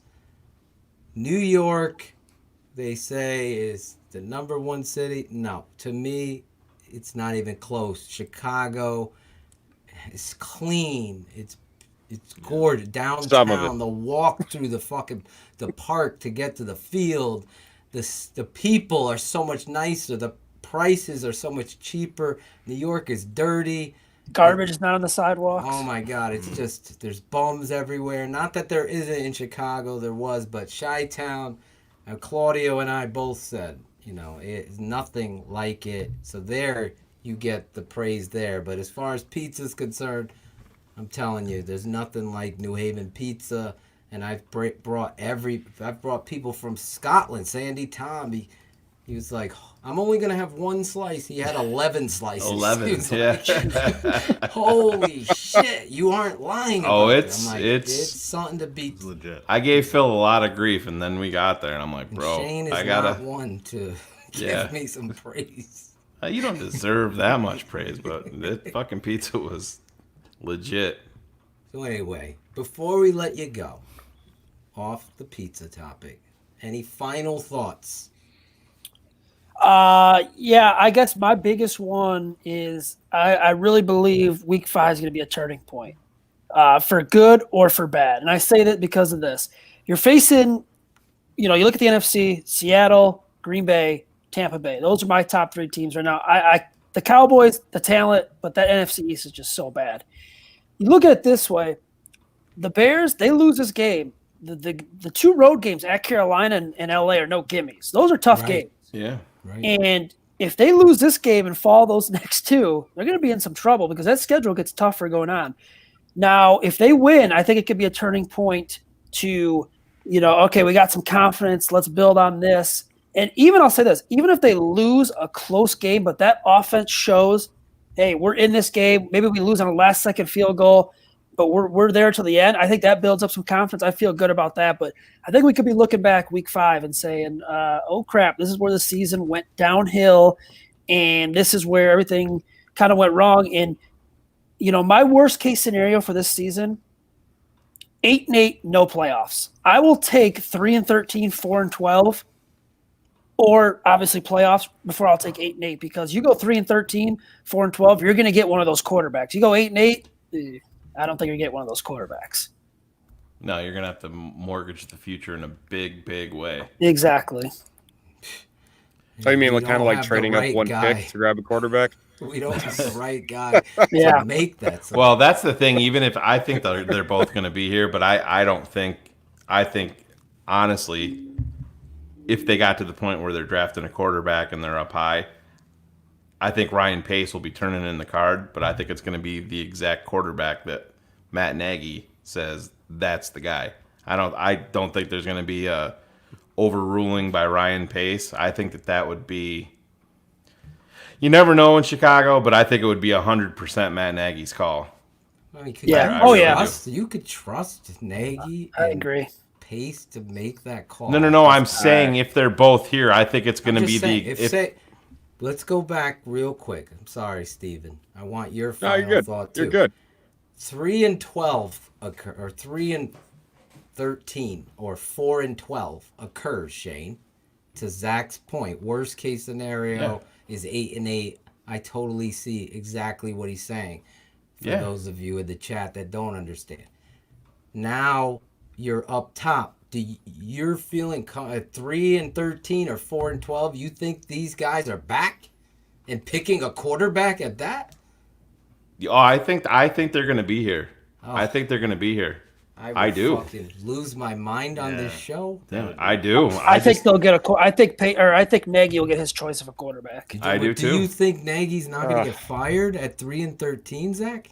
Nope. Okay. No, he's not going to. Dude, they're going to fire him after one losing season, Phil. They're not going to.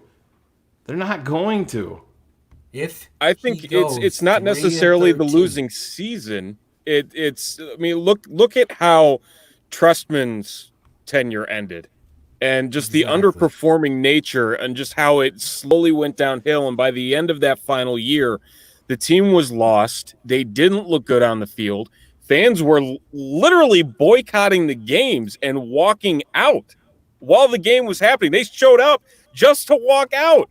Against Dallas, it was a Thursday night game, if I'm not mistaken, where they really started putting the focus on it.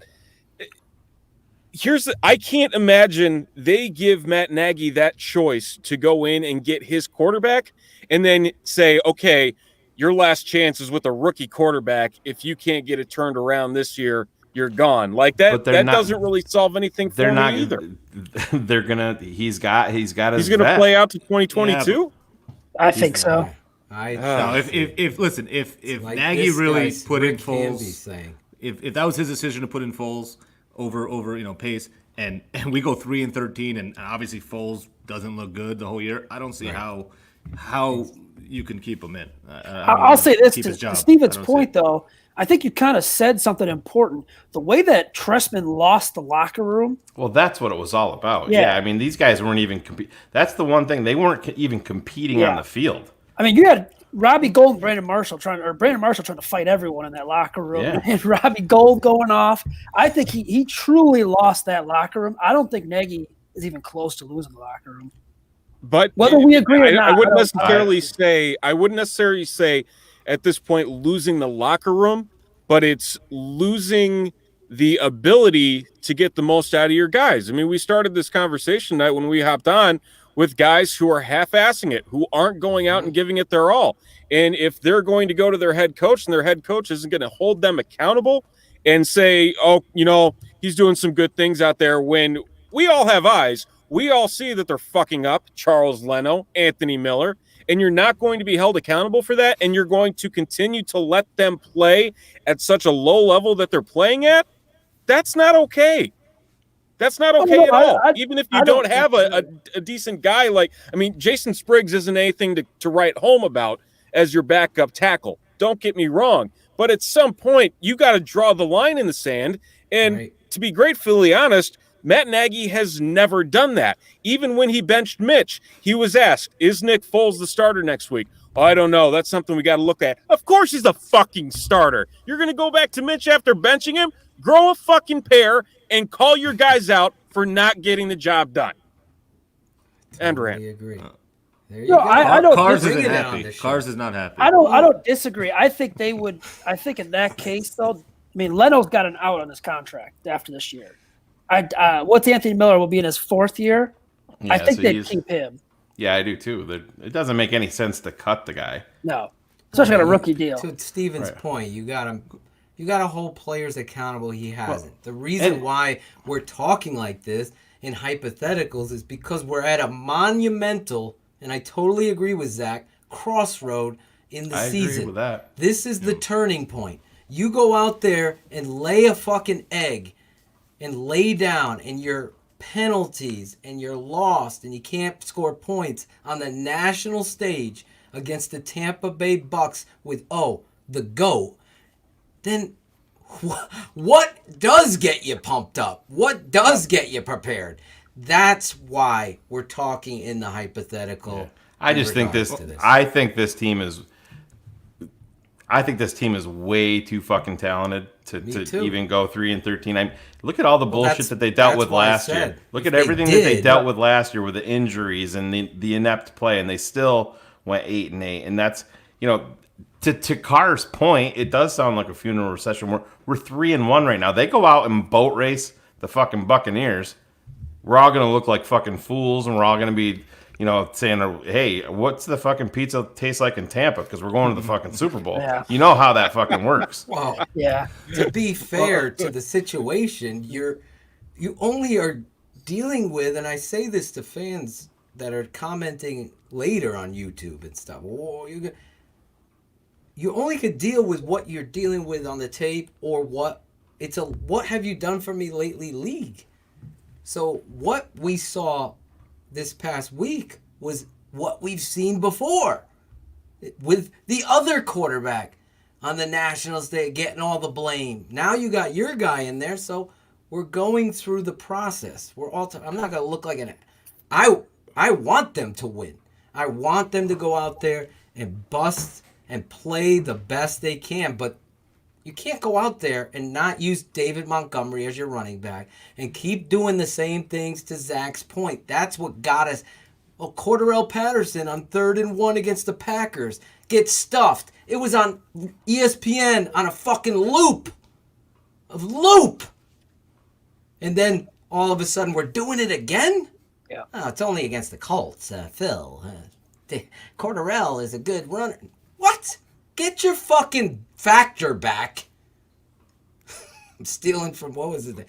Who would say that? The factor back. Merrill Hodge, remember? Yeah. Oh, Get your factor back out there and run the fucking ball with the guy that has a nose, instincts, toughness, can break tackles, has shown it on the tape. Oh, by the way, every fucking week.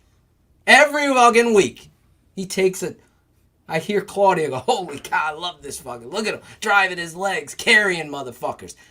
No, let's put Cordarrelle Patterson to stand straight up like the Sears Tower and fucking run through. It's like, come on. So that's why we're there. Can we beat the Bucs? This defense is so good. Yes, there's notches and negatives. Put our guests on the spot before they leave, ahead, Phil. Before they leave. We need your predictions. Sure to go wrong. Put it out there. Zach, you're I'll go up first. I'll say it's going to be closer than I think a lot of people think. I'm going to say, let's see, I'm trying to think of a good football number here. I'll say 31-23 Buccaneers. It's hustling to get your lower third up there. Yeah, 31, say it again. I'll go 31-23. 31-23. Yeah, we'll go Buccaneers. Let's get over to Steven Johnson from ChiCitySports. Let me get his. Where is I he? am not feeling all too confident, along with Zach. I'm going to stretch it out a little bit further. 27-17 Buccaneers. Got to see something out of the offense. 17. 27-17 Buccaneers. There's Steven Johnson. Claudio could have pulled the banner down. We would have saw everything, but it's okay. Those of you listening at home, Go ahead, put it on me. I hope I'm wrong. I hope I'm wrong, and I'm praying to God that I'm wrong. But for the love of God, just the offense. They got to show me something before I can actually say okay and walk into 17 points. He hasn't seen it yet. We haven't seen it yet. There's been no consistency. We've seen against a good team. Against a good team. We've seen scoring done with backs against the wall and having to do it. We've seen that. What goes into that? Could it be the no huddle? Could it be hurry up game? Could it be the coach not calling the plays and the quarterback having to do it? Those things matter. So, guys, love you for coming on tonight. You want to give us a Keep It 100 station ID, Zach and Steven? Steven's got the better voice than I do. All right. He's got the professional. He's got the setup. Oh, my God. So, hey, this is Steven Johnson. And you're listening to my boys, Shane, Phil, and the barber, Claudio, on Keeping It 100. Can you put them up front? I'm going to. So okay. So pressure's on. Was that my script? You could do any. Or am I just ad giving you libbing? like a kind of an outline. To I'm your a Ron Burgundy type. I read off of a teleprompter. I read whatever's on the teleprompter. Jesus. It doesn't end up well. All right. You want me to give you the countdown? Let me think here. Okay. All right. This is going to be on next week's Open, so. I bet it will. I bet it will. Going to be. There's only 2,000 people watching. Don't worry about it. 271. 271. Okay. All right. All right.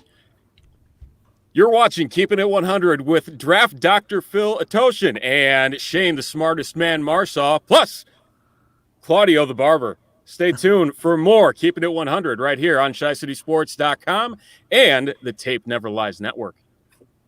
Look at this guy. He's my favorite. He added me in there, dude. You are my boy right now. I love you right now, dude. Hey, you're love on it. Hey, I got you. Love it. I thank you. I appreciate that. Well done, Well Steve. done. Very One good. take. You did better than Grody, that's for sure. Hey, you had one take. Brody had a few. Froze there for a second. We're okay. You're clear now. As long as I'm not in space anymore. You're no longer in outer space. The space never lies. Well, thank you guys for joining us here on Keeping It 100. A lot of fun. Awesome. Gotta have you guys on again very soon. Let's do it. All right, guys. Appreciate it, guys. Later, fellas. Bye, guys. Yep. Good guys. Great guys. Always keep it at 100. Coming on the show, impressing me. right. Both picked the Tampa Bay Buccaneers. Yeah, I mean, a lot of people in the chat. I've seen all these predictions. Most people are we're picking gonna the get Bucs, to those but- predictions later. Right now, though, every week, I should have asked if they wanted to stay with this prospect. But every week, do we have anything, Shane? Nerd alert! Oh, yeah. Don't have a fucking chance, nerd. Oh, thank you. Good luck to you too, Burke. Fuck off. A nerd alert has come.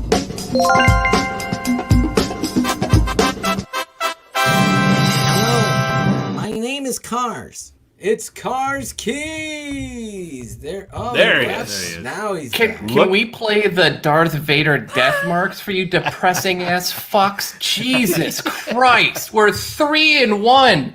Holy shit, we just did an hour on Are We Gonna Fire Everybody? Hey, What the fuck? who here deleted Twitter off their phone? Oh yeah, absolutely. You toxic hack fucks are killing me on this shit. Jesus. Look at these guys matching hats over here, Claudio. I talked about. I mean, they are cool. I might have to get me one too. I was gonna say. Yeah. I mean, they are Giving you a nice. little jump. Can you hear I it? mean, what the hell?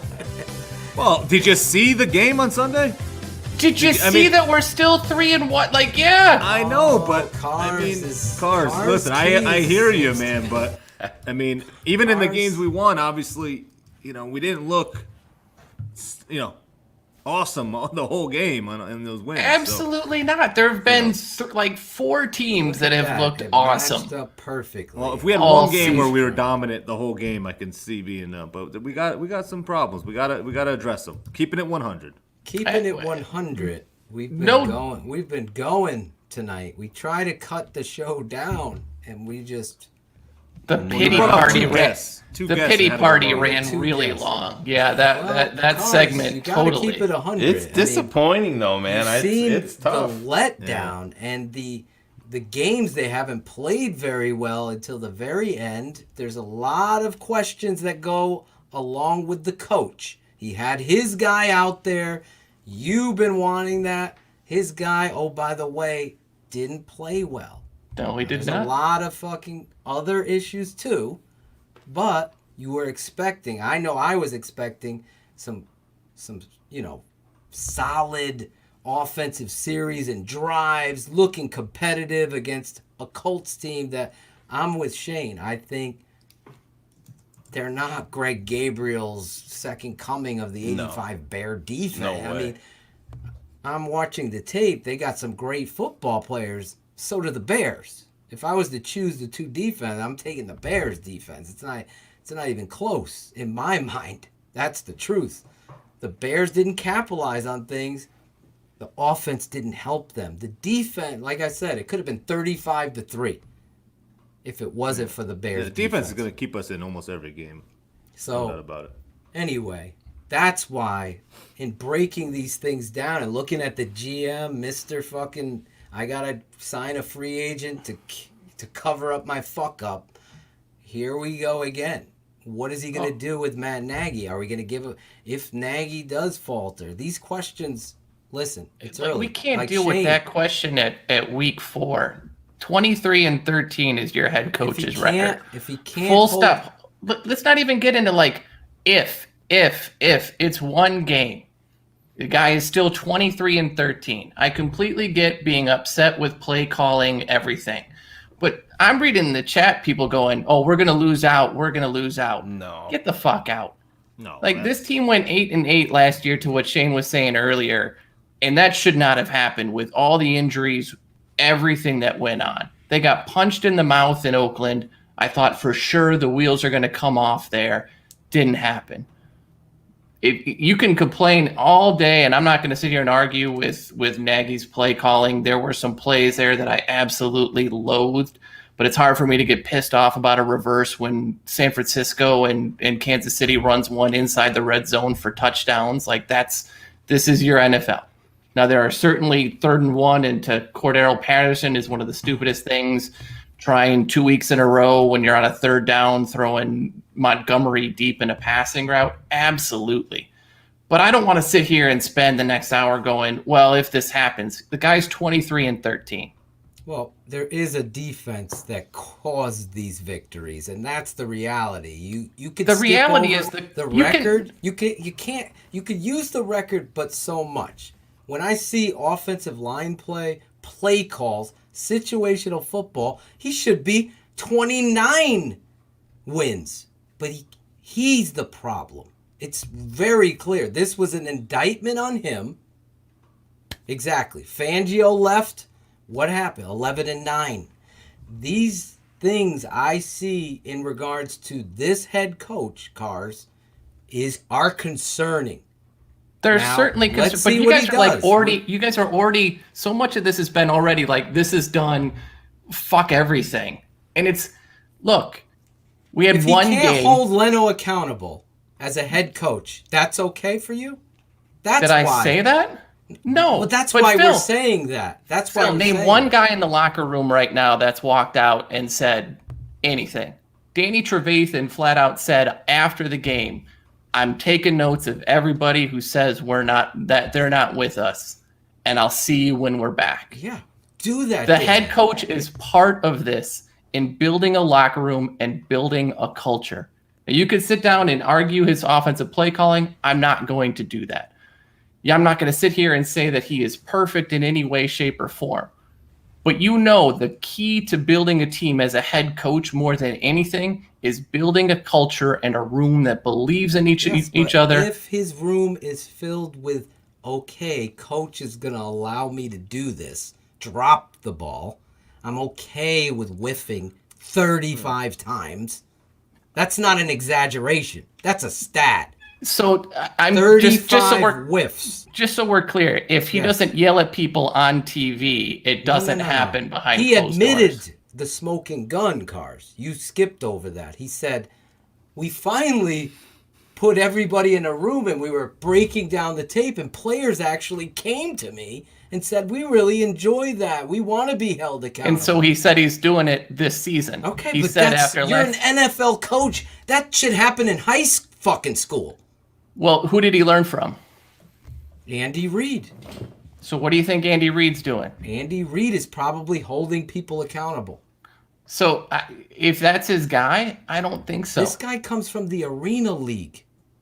That's his MO. He was a former real estate agent. Some of the things are concerning. They're Let's just absolutely keep it 100.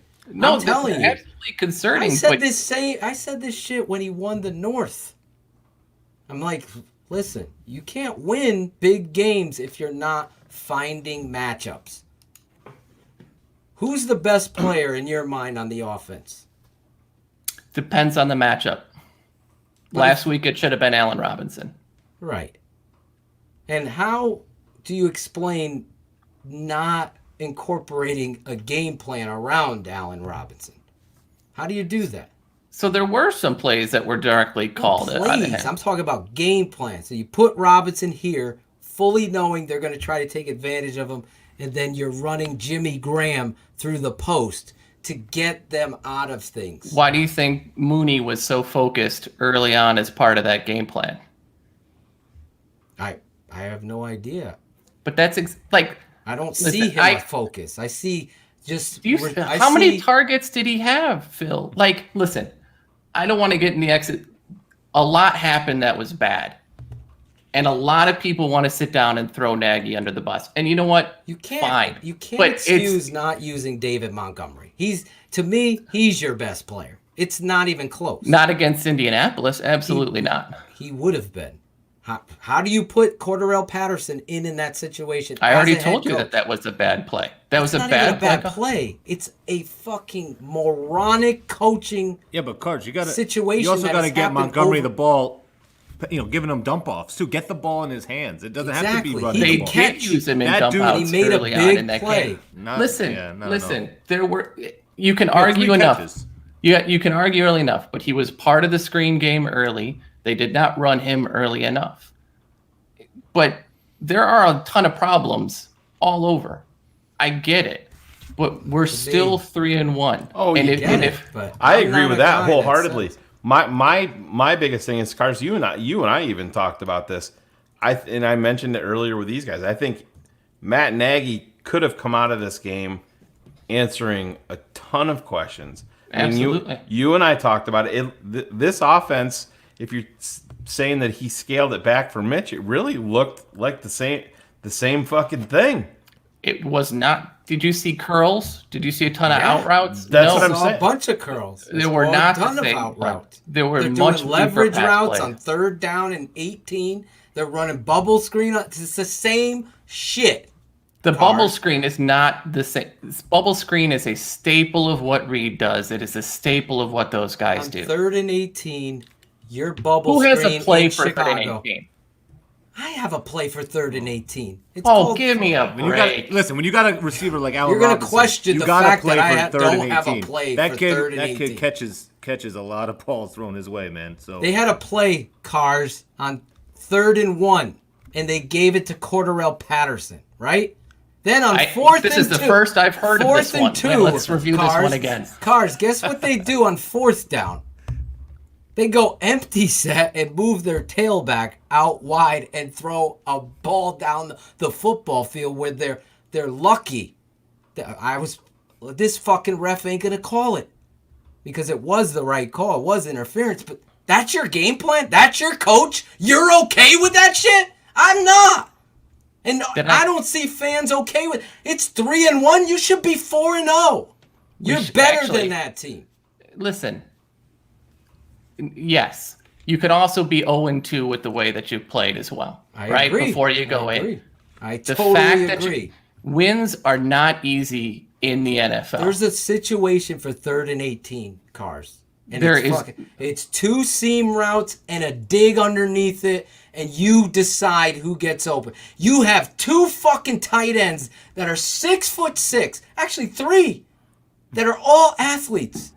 Run them down the seams and bring your boy Allen Robinson right through the dig. Watch what a defense does then.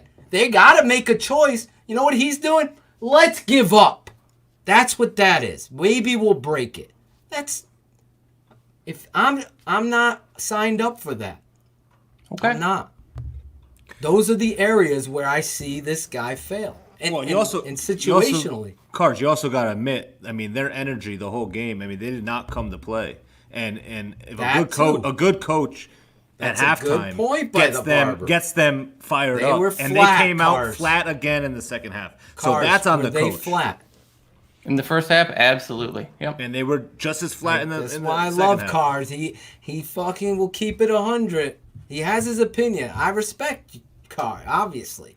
But look, the line did not if they show come up out to play. flat Thursday night, Cars, against the GOAT, I'll be shocked. Like, this is a coach. Can we all agree this is a crossroads for not only the season, but this franchise? Yeah. I think you got Foles in the game. His guy. This is what happens here is what happened after Oakland last year, right? Like, what happens in this game is going to absolutely dictate that. But I think we've hit that level of crossroads. You were kind of harping on it earlier, right? But the reason we are with where we are has been that we failed at the quarterback position. We have not made a heavy investment in the line. We have not made a heavy investment in the skill position player, right? We've drafted Kevin White. We've drafted Adam Shaheen, and then nobody else, if I'm serving correctly, at a skill possession until after round 3. We have drafted guards in round 2, not a single tackle until 6 or 7. We've drafted 2 tight ends, though, in the second round, which has been great. We came from a guy who has drafted 1 quarterback, I think, in his 6 NFL drafts, who said he's failed at draft a quarterback every year and hasn't done it. Who you can miss on Mitch, but you gave up extra picks to do it. You can miss on Leonard Floyd, but you gave up extra picks to do it. You can miss on Anthony Miller, but you gave up extra picks to do it. So as someone who tried to shortcut the whole thing by adding Khalil Mack and not adding skill position players time and time again, we're trotting out a 7th rounder at wide receiver and a 4th rounder can't even make the active squad right now. So absolutely, Nagy is a part of this. But if you want to set the world on fire, I'm absolutely for it. But it starts with it's got to be Ryan Pace. No one has more of a hand in this than that. I said it to begin. I go, it starts with the cricket. That's what I'm calling him now. Jiminy Cricket. He's up in the booth. You know my nickname stick. Jiminy Cricket's up there, and he is quiet, and he is watching, and he's done shit, but fuck us over and handle this. So, I mean, look at the way the cap is structured, right? Like, the cap is almost 65% money to the defense and 35% to the offense, right? Like, he is. That's a Chicago Bears staple. Completely. Olin Kreutz talked about it. He went. But even those. Go ahead. Sorry. No, I'm just saying when we interviewed Olin, he said he went to the front office and Jerry Angelo said to him, "Olin, you got to watch this Omiel." And he's like, "Who?" This Frank Omiel. You got to watch him. Watch this game. And Olin goes, "You're showing me one game. Why would I care? It's one game." And they had all of this money invested in Brian Urlacher and Lance Briggs and all of these guys. And he goes, "Hey, we're going to be terrible because we have no offensive linemen." And they go out and they sign Frank Omiel, and then they fucking, what was their big signing that year? That was the year that they got Julius Peppers.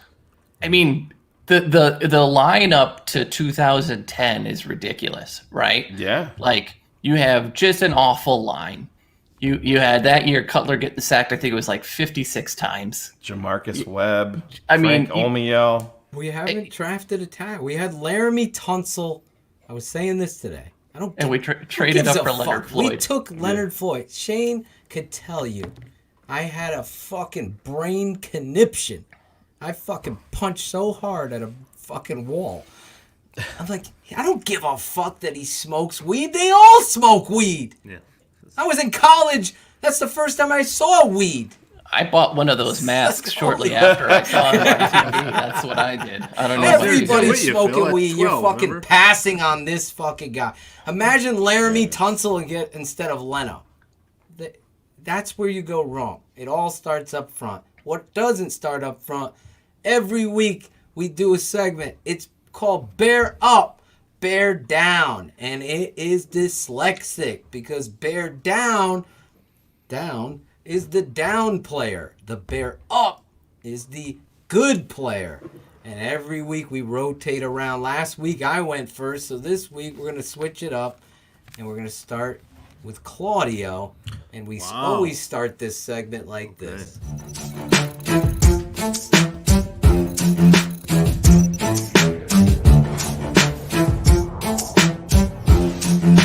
Ottochian, Shayne Marsaw, the Tape Never Lies Network. A bear up, a bear down. It's Draft Dr. Phil and the smartest man around. A bear up, a bear down. It's Draft Dr. Phil and the smartest man around. A bear up, a bear down. It's Draft Dr. Phil and the smartest man around. A bear up, a bear down. It's Draft Dr. Phil and the smartest man around. A bear up. This week, Draft Dr. Phil and Shayne Marsaw, the smartest man. Bear ups and bear downs of the week. Oh yeah, bear up, bear down every week here on Keepin' It 100, sponsored by Shy City Sports. Claudio, who is your bear down? We always start with the negative because we want to end on positive. I mean, after this game, there's a slew of people we could do here, and I'm not. I mean, I'm just. You know what? I mean, listen, Jalen Johnson's been playing good. He didn't have a horrible game, but there was a couple plays. The one on Burton where he could have went for the tackle and tried to stop him on first down, but he goes for a fumble. You can't do that. That's a huge point of the game. You got to just stop him for the first down. Forget about trying to rip it out. All right. And then there was a play in the first quarter where Pascal caught a huge pass and he's like jogging behind him, like, oh no, somebody else will catch him. No, listen, he's been playing good, but I got it. Those couple plays stuck out to me, so he'll be my bear down. So Jalen Johnson, you got to step it up every play. You're my bear down for this week. Wow, going with the rookie cars. Bear down, Jalen Johnson from Claudio. Guys in the chat, share with us your bear downs. We'll get them up there. Claudio's now gone, so he can pay attention to your quotes. Here we go, Cars. From Cards Keys, at Bears Nerd. Follow this guy. It kills me because I was such a fan of his pick, but it's Anthony Miller for me. Even the catch that he made over the middle, it looked like he nearly dropped that ball. Oh my God. His hands. Caught. Yeah, I mean, he double catches everything. That interception, I mean, that looks like that never should have happened. I don't know what's going on. He's not running the right routes all the time. His hands suck. I know there's some belief that maybe all the shoulder injuries have impacted a catching radius, and which is it may well, but unless your head's in the game, which his is not, unless he's like targeted all the time early, he's gotta ride the bench. So this hurts. This hurts. I have his jersey. Was wearing it all day yesterday on Sunday. But Anthony Miller is my bear down. Anthony Miller, good choice. I agree. You got to be able to make these plays.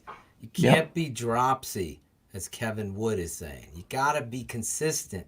If you really want to be a starting quality and wear that swagger, you want to be Chad Johnson. Well, Chad Johnson made big plays in big moments all the time. I would love if he were Chad Johnson. That would be so amazing. That's what you want. You can't be swagging, running your mouth and dropping balls and running wrong routes and complaining and not giving effort and blocking to the whistle. So there's a lot of stuff I'm going to get into in the Tape Never Lies this week. Hopefully I'll be able to get it out by tomorrow, but I don't know. But it'll definitely be out by Thursday morning because of the switch up in the schedule and everything. But hopefully we'll see. I'm known to make miracles, Shane. Good choice, though, on Anthony Miller. Mine is a layup for me. After watching the tape, I've cut up everything and I'm putting it all together. It is a process. That's why we were going to patronage, because of the hard work and dedication that we put into the shows and giving. There's just a little bit back for the work and everything that we do.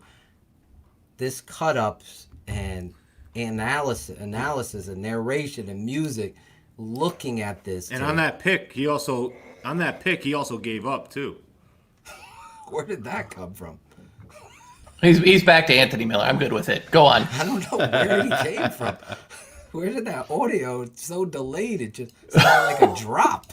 Anyway, Charles Leno, watching him on the fucking tape is worse. I don't know that it could be worse, but it was.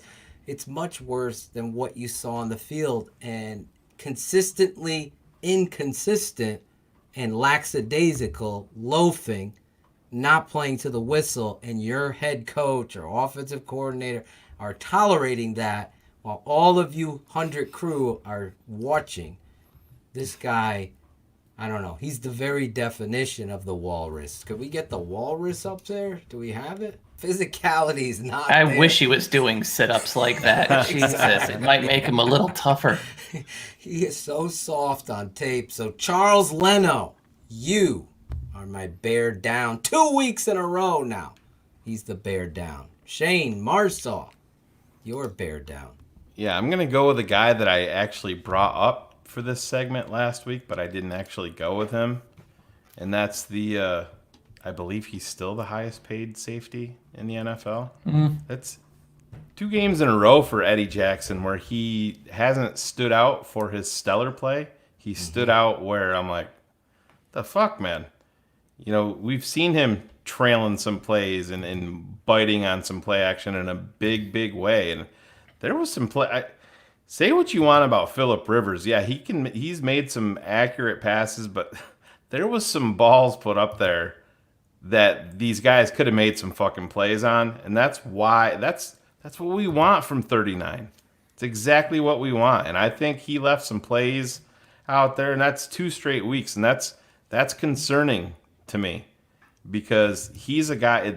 Hey, listen, this secondary with Fuller and Johnson has exceeded my expectations early on. But Eddie Jackson, I think he's got to step up and be. They paid him to not be just good. Right. They paid him to be elite, to be a guy that's not a fucking Pro Bowler, to be an All-Pro, a guy that's there each and every year. And I need to see more. You know, we've called out Roquan for needing these bigger splash plays. I need to see more from Eddie Jackson. This is 2 straight weeks. And against the GOAT, I think he is going to be one of these guys that needs to go back there and make some big splash plays for the Bears to have a chance on Thursday night. So Eddie Jackson, you are my bear down. And I think I have to give Chubbs credit too, though. The other person in the running, Kyle Fuller, had a terrible game. Yep. And to give a thumbs up after a pass interference call is as inexcusable of a moment as you can ever have, right? Like, good call. Yep, I fucked that up on an uncatchable pass. Thank you for giving them another chance. It was terrible. I guess Claudio's having some technical difficulties on his end. Oh, What's there going goes on? a segment. That's why he was late to drop. Yeah. That is why. Yeah. Can you hear me right now? We can hear you. Yeah. We can't see you though. Yeah. So you could hear me. Yeah. That what I said about Miller was like a minute before it came out. It's weird. I know. And I didn't even see you put up the walrus clip on my end. So I don't know what's going on. You have the Aaron Lemming I tried to go camera. out of the studio. Did you pay your AOL online bill Maybe I for the should've- month? Maybe that might be the problem. You might have to reboot your computer and then come back and Yeah, I join don't us. know, You're the man. last one anyway in the Bear Up. Yeah, so it might. All right. So I'll if you can remove hear me, you. want me to just No, do your do the- reboot because your do audio your sucks. reboot. We'll let you go. Come back in a few. Shane, now we go a little bit on the lighter side, to the positive side. We go to the Bear Ups.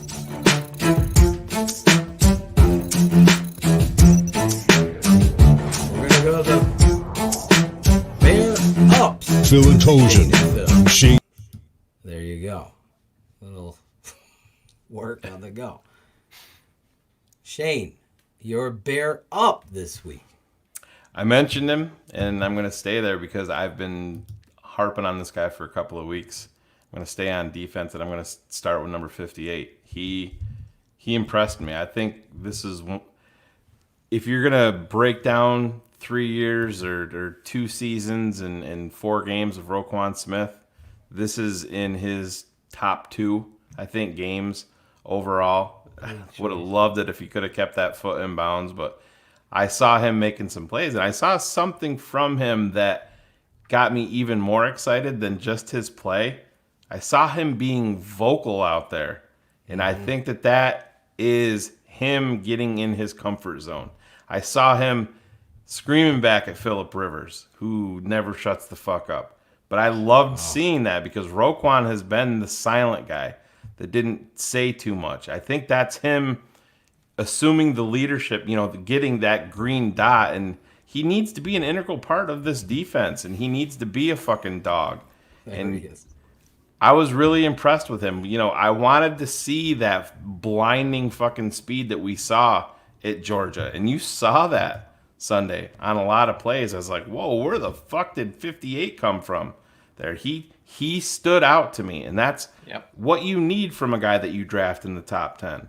So Roquan, you need to keep it up, man, because I still think, and I know there's a lot of people upset with Pagano, and until they get this offense figured out and to at least be average, I think you're going to see a more passive Pagano because points are at a premium. Like I said, we can't even rely on the field goal kicker. So I think once this offense can start to get cranked up, hopefully, I think in turn you'll see a more aggressive Pagano.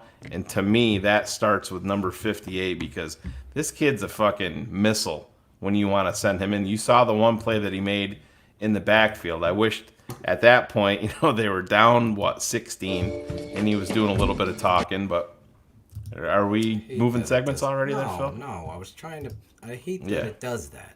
But anyways, can't do it behind the scenes. We'll clean it up in post. It's fine.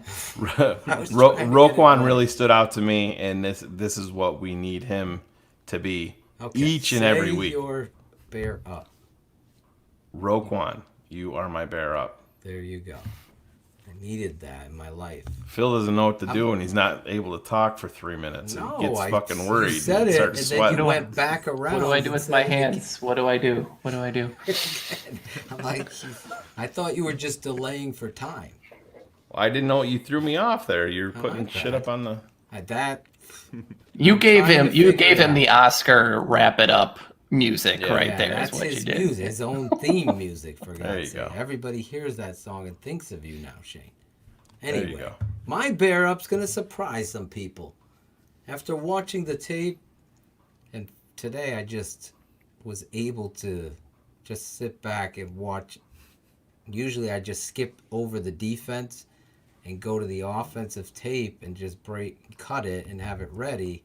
Today I wanted to see it all, so I sat and enjoyed it. And I got to say, this guy I'm excited about what I saw, because if he carries this to the next game, we're going to be that much better than we already are on defense, because he takes Quentin Nelson. People wanted guards, first-round picks. He takes Quentin Nelson and embarrasses him on more than a few plays. And that's young buck Bilal Nichols out there balling his ass off, playing with passion, heart, and drive. He took fucking Nelson, made him look like the biggest piece of shit since Leno. Swam him, threw him out of the way. He didn't even know what hit him. Now, Nelson got his in too. But to embarrass that guy the way he did on more than a few plays was so impressive. So, Bilal Nichols is my bear up this week. That was supposed to be something he couldn't do, right? Like, no one can beat Quentin Nelson. That's awful. Yeah. He's the reason they won the game, according to sources. Absolutely. It was his getting them to the 3.1 yards per carry was just absolutely huge. Quentin Nelson. Yeah. Cars. So this one is for my biggest fan, Edwin out there. How you doing, buddy? Big fan. I was gonna say Great. that dude. You gotta watch your back, bro. That dude hates you. Oh, it's fine. In the chat? Yeah, calm Yeah, down. oh my God. Calm down with the shtick, dude. It's fucking weak. I mean, I get it's it, but fine. Jesus It's Christ. fine. Jesus.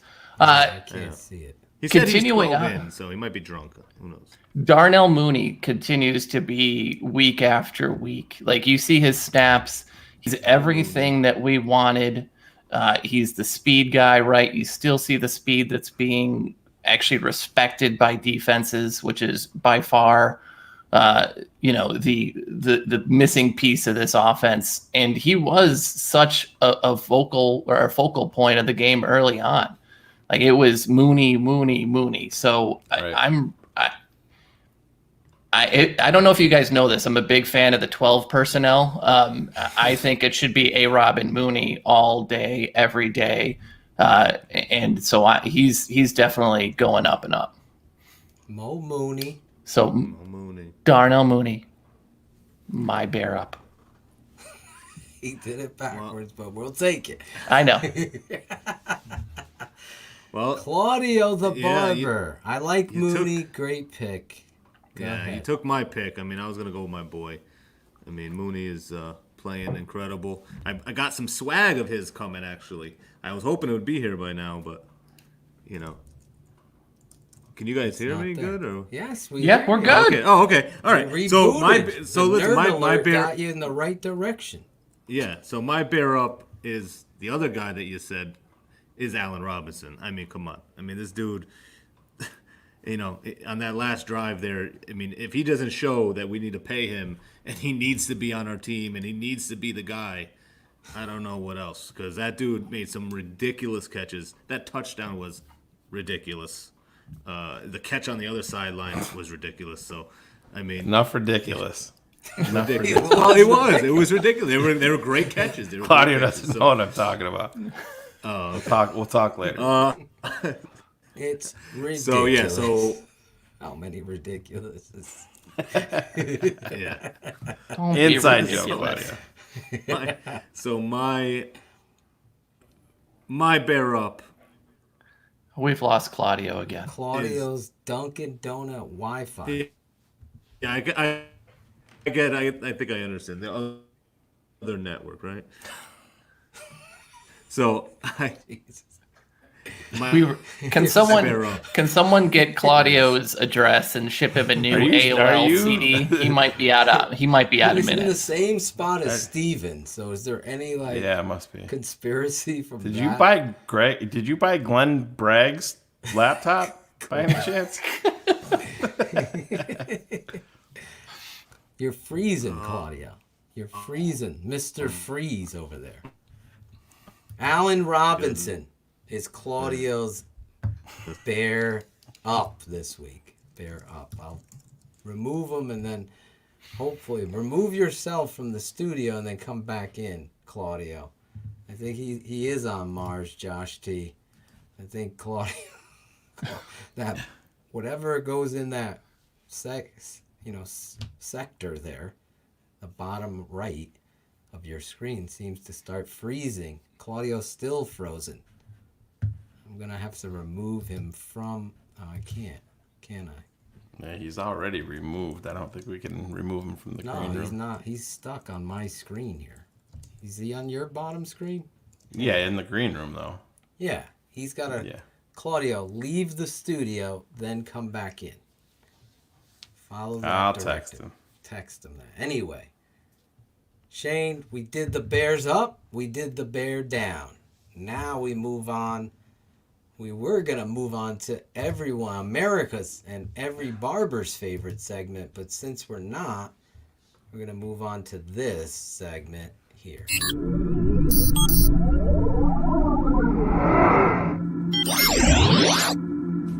Dumbest tweets of the week. Yeah, the dumbest tweets of the week. Every week, Shane Marsaw scours the Twitter sphere to find the dumbest tweets out there. You never know who's going to show up. You could be one of us, not me, but it could be somebody. And we always do it like this. The negative ones first. He's the smartest man. Oh, sorry, I didn't do the... Oh, yeah, Claudio. Oh, yeah. He's the smartest man. He once coined the phrase that comedians stole. Get her done.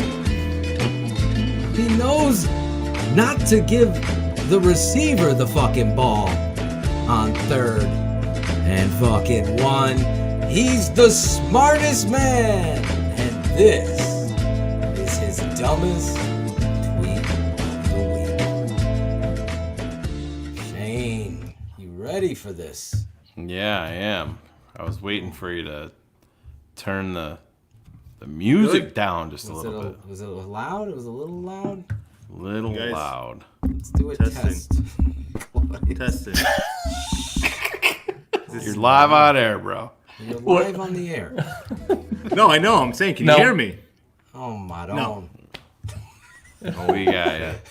So this is going to make Cars very, very happy, this tweet, because it's about doom and gloom, and we need some positivity here. And here we go, Phil. Danny Parkins at the Parkins Show sent out a tweet. Oh, Who would you rather be right now, and respond with why? The 3-1 Chicago Bears or the 1-3 Dallas Cowboys? Is that really that fucking? I mean, how about the fact that a Bear fan actually said I would rather be the 1-3 Cowboys because they have Mike McCarthy? Yeah, exactly. That was even better. Yeah. He topped the dumbest tweet by doing a dumber tweet than the dumbest tweet. Right. There you go. go. Yeah. But that was super easy to follow. Yeah. I figured it out. Oh my God. End of the day, though. How do you want to be a losing team? No, people have a weird fascination with it. It's 3-1, and it is, Cars is making a lot of sense here. It did sound doom and gloom, and you heard the media and everybody talk about this team all off season like they were a 2 or a 3-win team, and everything that they went through, they were still a 500 team. There's too much talent on this team to go. I mean, I would be absolutely floored if this. I mean, I think that there would have to be massive injuries on both sides of the ball for this team to regress that much that they're going to be a 2 or a 3-win team. I just think that there's too much talent, and I think Dallas defense looked like fucking. Oh my God, dude! They've been knife through butter. They've been. How about Jalen? Jalen went from like all world to just loafer supreme. Like, did you see that Odell touchdown? He was jogging. It was brutal. Heisenberg thinks it's not that dumb of a tweet. Heisenberg, I don't know. I love that show, but I don't like that comment. I totally disagree. The Cowboys aren't even in the vicinity of what you have defensively. Now, if your hope is that Carr's boy, Coach Nagy, could get this turned around and use some of what he's doing in the line. We'll talk about it over coffee tomorrow morning, Matt and I. Are we gonna sit here and act like the Dallas Cowboys haven't underachieved for the better part of 2 decades? I mean, America's team that hasn't won a Super Bowl in how long? Yeah. Well, thanks. I guess Heisenberg. because they're in that division, as Chris Sandlin says, the NFC least division. Yeah, it's because still nobody's there. You have to look at the whole season, yes, obviously, but you have to look at the fucking franchise too. Chubbs makes a good point. I know Chubbs and Cars are very close friends. Wait, he meets me for coffee with Nagy tomorrow morning, actually. So it's if good. the Falcons would have gone to the police, this would never have happened. If you remember Woody Woodpecker.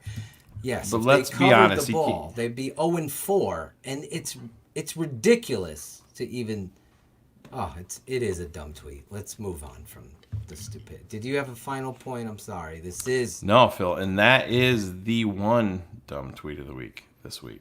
Oh, only one. So, yep, so we There can we move go. on. Now I got to make sure. Let's just test the level. You guys tell me if it's too loud or if it's okay. Maybe Cherie. Well, set it to where you think it's good and then turn it down like 3 notches. A little lower. Okay, this is where I had it, right No, there. it's way too loud. So now I'm going there. A little less. You can go down a little bit more. Oh my goodness. There we go. It's perfect. I gotta listen. Forget back at this. you're the geriatric on this panel, so you got to turn that hearing aid up Next a week little on BHL Shayne, or this week, Thursday night, Bears Hour Live, right after the game. Yeah, my Right after the game. We're gonna be up late.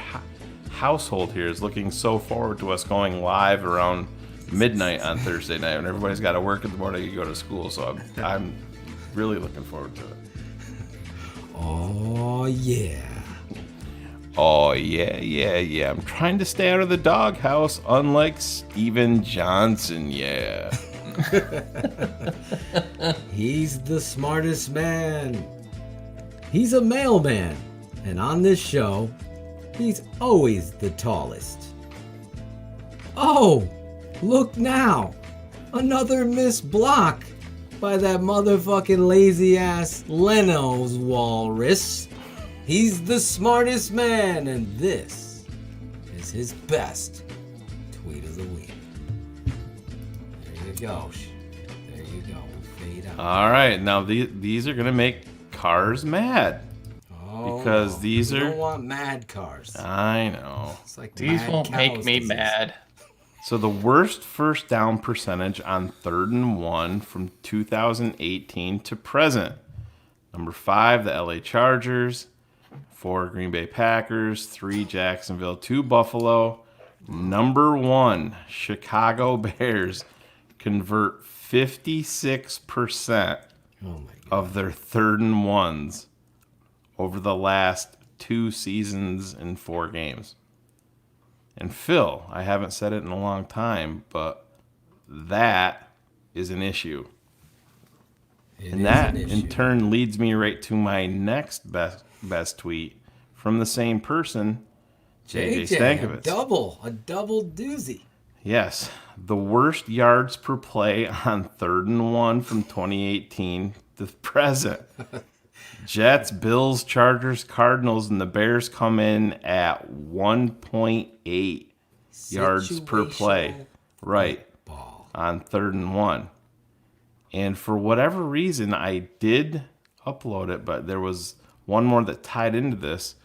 David Montgomery, since he's been in the league on 3rd and 1, has converted 62.5% of the time. Holy shit! Are you serious? I mean, really, dude? 62% of the time, it works every time. I don't understand what. Well, I would rather have 62% of a chance. Imagine if I actually studied my own fucking team. Oh, I get so fired up. But it goes back. It's I mean, so dumb. Cars, you and I talked about this. Phil and I talked about it too. Is Zero rushing TDs. Well, the usage of 12 personnel. I know you told me you were shocked. That was probably not the right word, but yeah. Yeah. I mean, you can't take 10 snaps out of that. Like, especially with a defensive line like Indy, right? And it's got to be less Demetrius Harris, and it's got to be more Kmet, right? Like that's where that has to be. That portion to me, you're waiting for the light to go on Anthony Miller. You're giving him more snaps because he is only really a slot guy for you, and I think that cord has to get cut starting this week. I hope we see what we hope to see. I hope we see what I want to see. 2 tight ends, David Montgomery. Give him the fucking ball 25 times. Start finding the fucking identity in week 5 against the GOAT. No one's going to pick you to win. I'm already going to tell you, fans.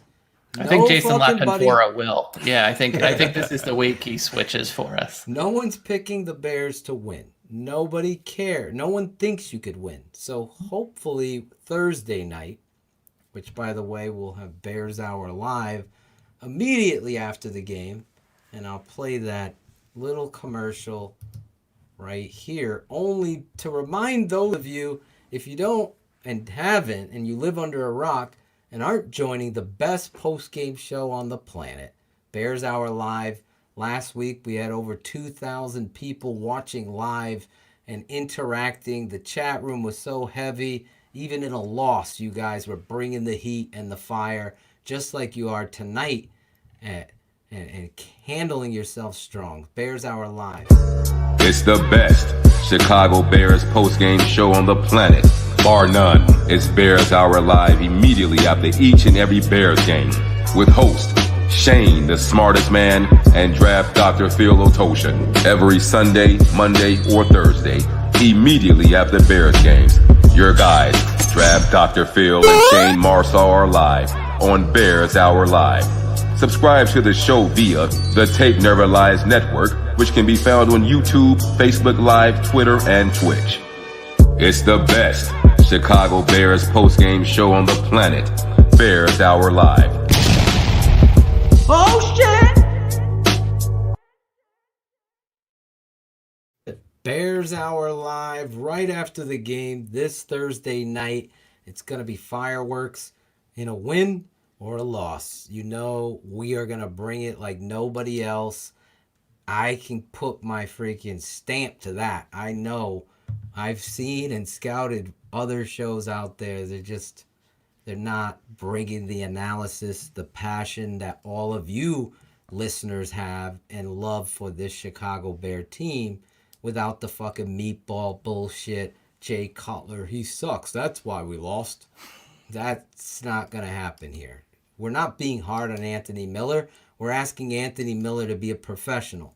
We're not being hard on Matt Nagy. We're asking him to be the leader of the Charter franchise and turn this around.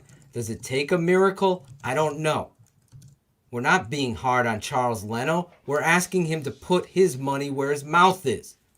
Everything you feel riding in your car, listening to this tomorrow morning, going to Dunkin' Donuts or Starbucks, depending on how much money you make. Nagy treats me to the finest Starbucks sure when we he get does. together. Yeah. Then that's where you are. So anyway, I don't know where Claudio is. You do your fucking job and you get paid to play a game. Something you should love. If you don't fucking love it, then you're out there stealing money. And there are players out there that can give a shit. They were laughing on the field. So that's on the coach. A lot of stuff that Cars and I don't see eye to eye, I'm putting right on the coach. Obviously the GM first. But that's where I stand. Now, where is Claudio for his segment, for God's sake? We've gotten all the business. He's having some He needs a new internet connection. Jesus. We need a new internet connection. Wow. He's in the Stevens Space Center. Well, hear me? I'm in space. I'm in space. There we go. We hear you. Let's do it Can quick before. Can you see me now? We're good. We're good. All We're right. going to go into your segment, right All right. into your Let's see if we can segment. get this finished. Let's go. I'm looking for it. Here we go. Every week, the barber calls upon you, whoever, share some crazy shit that goes on in the game or in the NFL. This is Claudio only segment. His only segment. He didn't want it to be his. Could be his last. Could be his. You go and If save. my internet's the cutting me best. out. My internet's cutting me out. Hey, cut it out. What are you talking about? Yeah, you must have been at the top of your fucking class. It's Claudio the Barber. Cut it out. I'm not seeing anything. Cut it out. Cut it out! Just cut it out. Cut it out. Cut it out! Cut it out! Cut it out. Cut it out. Cut it out. Cut it out. Cut it out. Cut it out. Cut it out. Cut it out. Cut it out. Cut it out. Man, cut that shit out. Cut it out. Cut it out. It's Cut It Out with Claudio the Barber. Hey, you gotta let me talk, Phil. Hey, you gotta let me speak. Claudio is gonna be bringing a new sense to keeping it 100. It's Cut It Out with Claudio on the Tape Never Lies Network. Oh, Claudio. Issues here. We good. You are Go. good. Yeah, you're good. Okay, good. Go ahead. I didn't see any of that video, just so you know. For some reason, that video, I did not see any of it. This is going to go great. This is going to go great. This is going to go awesome. This is going to be so the if I don't best see the one video, it's Phil, going to you be kind of tough to do this. Phil, you want me to put them up, or are you doing it? Either or. Just remember, Claudio, to unmute. When I know. I just hope the video is comes up. Let's hope that I see the you video. Can't see. We're going to go with Cut It Out #1, Claudio. You ready, Claude? Here we go. Let's do it. The sixth player with 400 or more passing touchdowns. That's some elite company. That one tipped All right. Listen, Mac. We love you, but you can't drop. Keep playing it. Go ahead. Keep playing it. Keep playing it. You got to keep playing on a The loop. sixth player with 400 or more passing touchdowns. That's some elite company. That one tipped in the air and. Oh, Claudio forgot. Cut it out. Cut it out, Claudio. You're on. You left yourself Oh on my mute. God. I did not. I clicked it. Yeah, obviously. Cut it out. Cut it out. I love you Try guys. it again. Try it again. Listen, I don't know what to tell you. The computer. I need Shane's technical support over here. Well, I'd pick it up and smash it. It's not working. Unmute. Get ready. Here you hit go again. unmute. Talk Go ahead. over. The sixth player with 400 or more passing touchdowns. That's some elite company. That one tipped in the air and. Oh, there it is. Khalil Mack. You gotta catch it. You don't get. What are you gonna Where the do? fuck are the scissors? Where are the scissors? You need to The get scissors are those right out. here. Listen, the video is not coming up, bro. I'm trying to make you understand. The video's not coming up. It's hard to speak over a video I'm not seeing. It's not working out here, guys. Sorry to let you know that. This is the greatest one we've ever done by far. It's not one because it's not coming up on my end. So Let me I don't do know it what to for tell Claudio. Here we go. Yeah, go ahead. Khalil drops the football. Could have been a game changer. Could have been a game changer. You can't give the Khalil haters any Mack. fuel. You can't. I mean, give them any Mack fuel. normally we looked would at- catch something like that. But we look at week 1, right? We talked about the Jimmy Graham drops and how those could have been momentum changers, right? Exactly. This is the exact same thing in the opposite direction. So, I mean, those little things, good teams don't make those things happen. The difference between 9-7 and 7-9 is a play like that. It's always been said by me, Cars. I thought you were going to quote your boy. The Oh, difference I'll never between give you credit. No, winning and no. losing is catching and dropping the football. And right there was on display because let me tell you, I said it at the top of the show, that could have turned the whole tides of the game. Right there. Absolutely. Cut it out #2, Claudio. I hope you're ready for this. Please work. Just press mute. I'm so excited right now. Ridiculous. Oh, there you go. Did that work? Did you hear me? You were Did it- on did it go? fire that time. Awesome. Good. See, I saw the video. It worked out. Just cut that? down on the ridiculous use. Oh my goodness. That's my daughters. That is my word. I tell them that all the time. You guys are ridiculous. Well, that was a good cut it out. All right. It showed what David could do. The play shut down. Well, a good running back, an instinctive running back, one that you realized you traded up for. Is there a theme here, Cars? No. You fucking use them there. You gotta use them.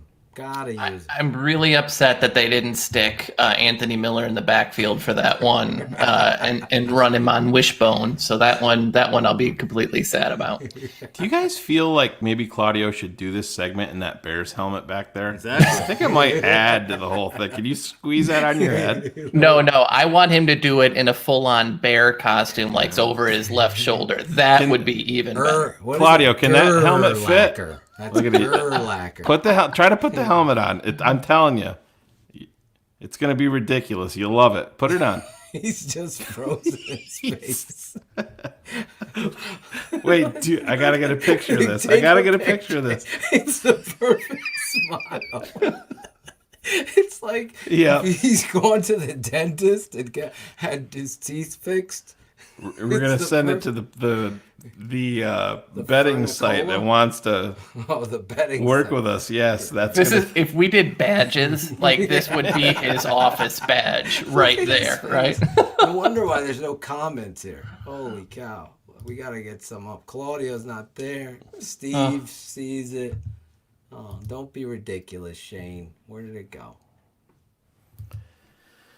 Anyway, oh, boy. Let's go. We'll do the last one.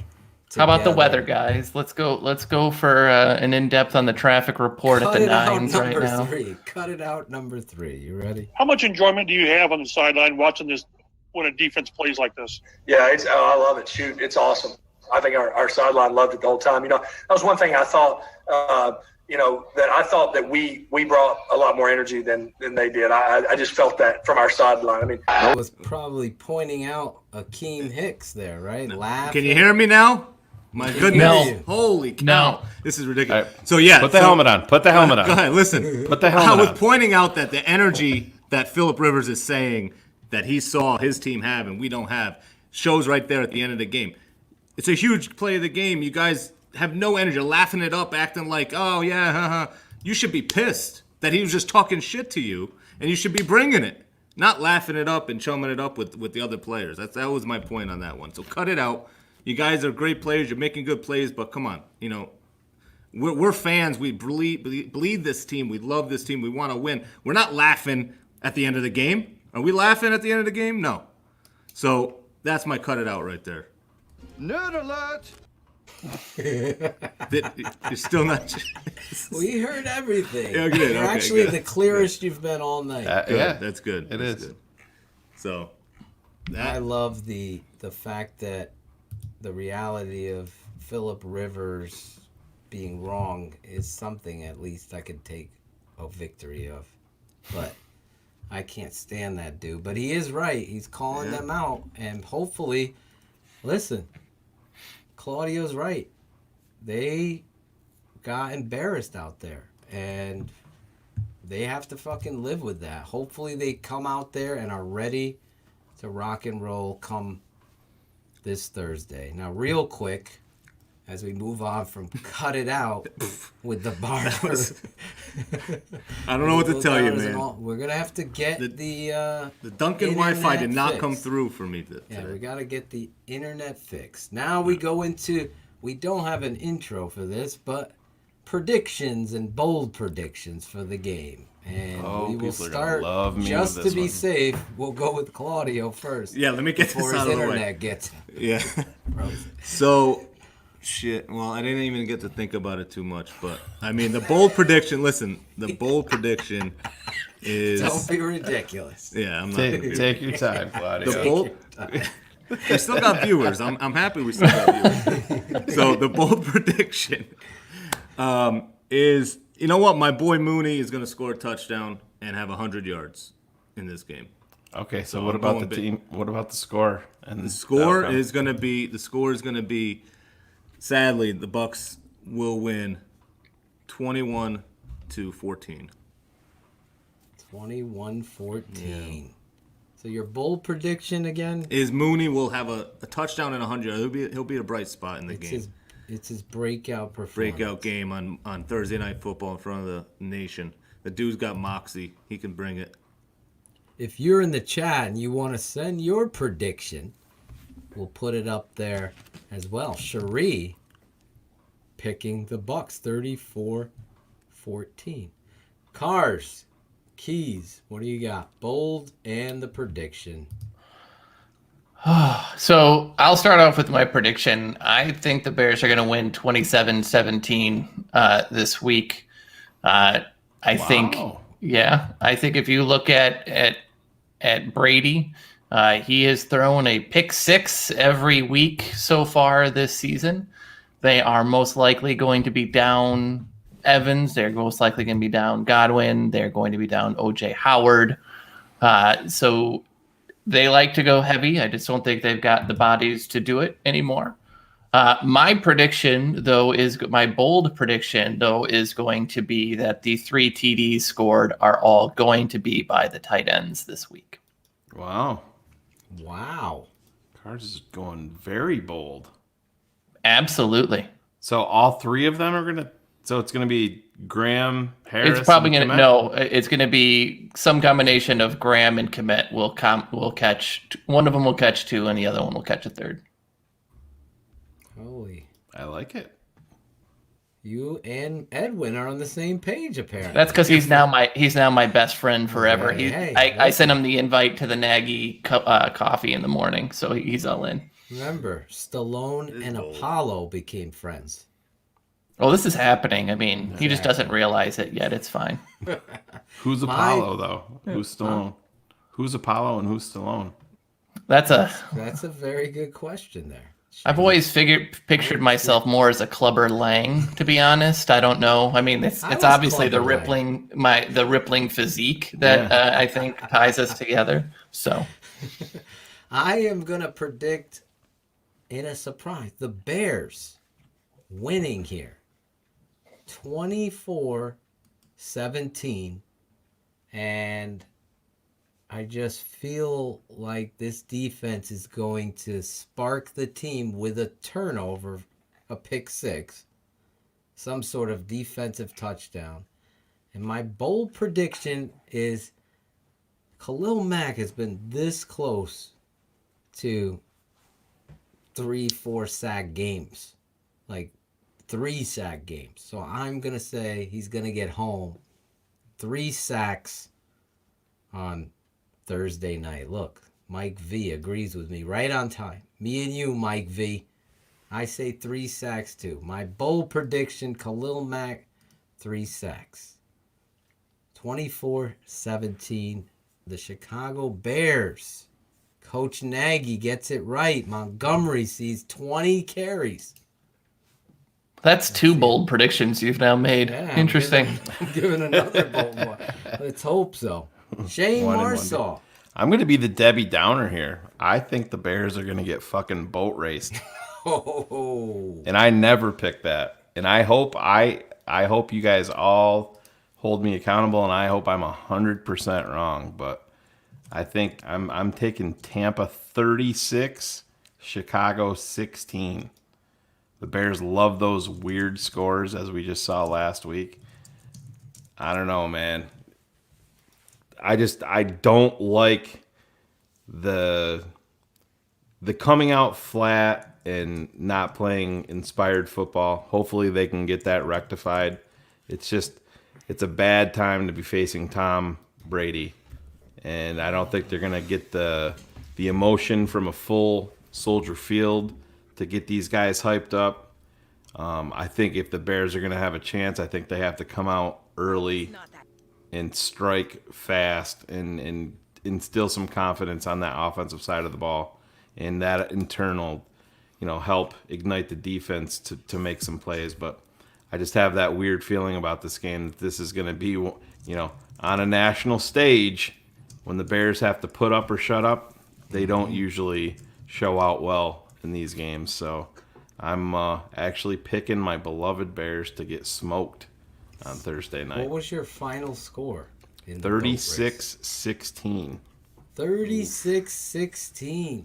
Wow. That's not going to be fun. God. It's going to be tough for me to get through. And believe me, I hope I'm right. I hope I'm wrong. I hope you guys hold me accountable, like I said, because I don't want to. Yeah. Absolutely. I hope you do. This is what we get for allowing an Eagles fan on this show. Yeah, that's for sure. man. Where is American Male tonight? Probably working. Did he get bitch slapped down in the gutter? Barber with his bad internet. Oh, that sucks. Hey, listen. If you're not following the Tape Never Lies Network on Twitter, what are you doing? Subscribe also to the YouTube and Facebook channels. Go over there and get involved. We also have a fan page, and next week we're going to bring on some of the team, the social media team, to talk about some of the exciting things we have going on at the Tape Never Lies Network. If you're a fan of the Tape Never Lies, it should be out tomorrow or Thursday morning at the very latest. We have a show. We have some family stuff come up, but it will be out prior to the game. So those of you listening on the podcast, you can find the podcast on including Amazon. Amazon has picked us up, Keeping It 100, a Bears podcast. Because there's a lot of Keeping It 100s apparently. So, Keeping It 100. Again, what a show. We've had a lot of hurdles going on, but it's that time of the show where we do some shout outs, guys. And let's give some, I'm going to give some fill volume of the beat about right there. How about that? Can you hear it? Good stuff. The Claudio beat. The Claudio beat, I call it. The Barber beat. Since you're our guest here each and every Wednesday night, the nerd himself, Edwin's boy, Nagy's boy, Cars, who are you shouting out? If you don't know me, this is going to be sarcastic as fuck, so forgive me. But I would like to thank all the Bears fans out there that keep being excited about losses and rooting for our coach to get fired. And a lot of these happen to be Mitch guys who think he was thrown unfairly. Thank you for making me delete Twitter off the phone because I couldn't deal anymore with your god-awful toxicity. So that's my shout-out of the week. The most sarcastic shout-out I've seen in a long time. Claudio the Barber. See if my internet lasts long enough here. So I got a shout out again. Always, You're frozen. Every week. You're frozen. I'm kidding. I should. Tech support. Oh shit! All right, so yeah, I gotta shout out my wife and my kids. Obviously, always every week they put up with my shit, so I gotta shout them out. So I'm gonna shout out some of the fans that I saw do some pretty good messages, comments, made me laugh. Great points. DJ Kevin Mayomorphosis Winston, that's his name. Edwin Lopez. I mean, he was not a fan of cars, but he was funny. I'm a big fan of anyone who's not a fan of me. It's fine. There's a lot of people. Way Marie 61, Mike Ross, the Italian Stallion 13, Kenneth Johnson, and I know, and Jay Cocksmith. That's his name, Jay Cocksmith. Those are my shout outs for tonight. Great job, Claudio, as per usual. Shane, the smartest man, Marsaw. I'm going to shout out everybody in this comment section, our little chat room here.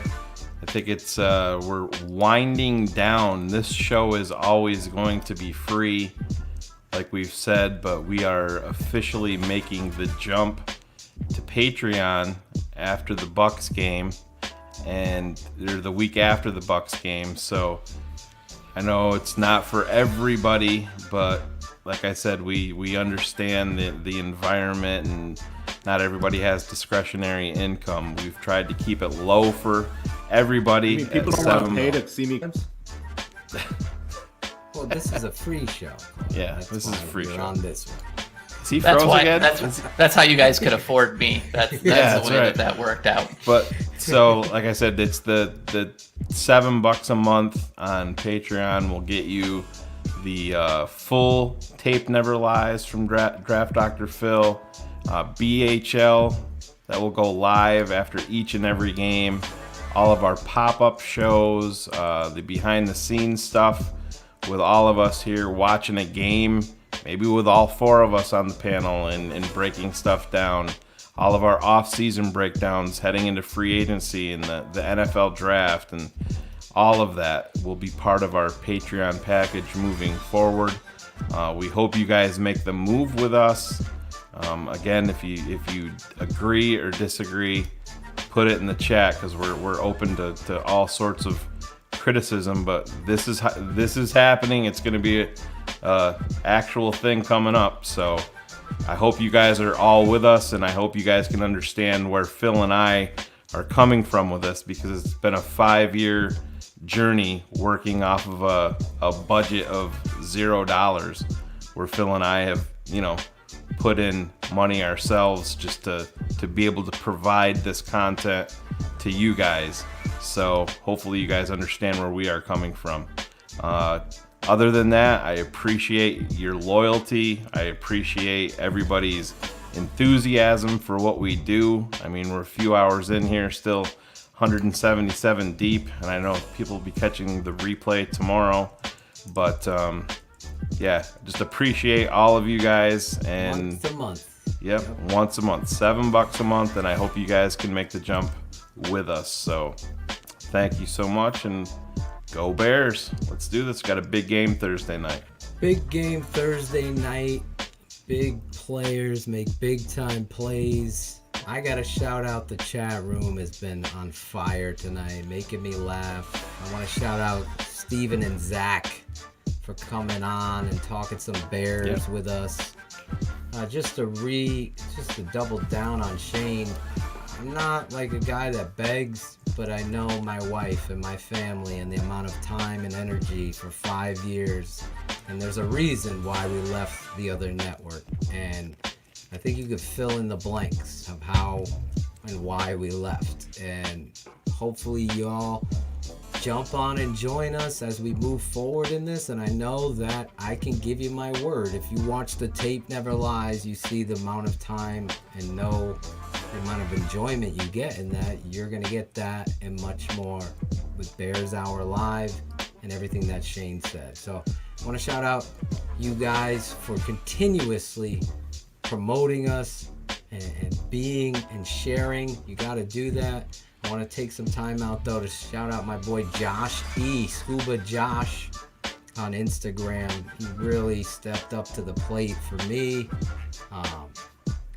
He's just a great dude and sent me some stuff from my family and personally for the Draft Dr. Phil studios here. I want to shout out the guy who built the studio, and Chris Jackal, who's been fiery in the chat.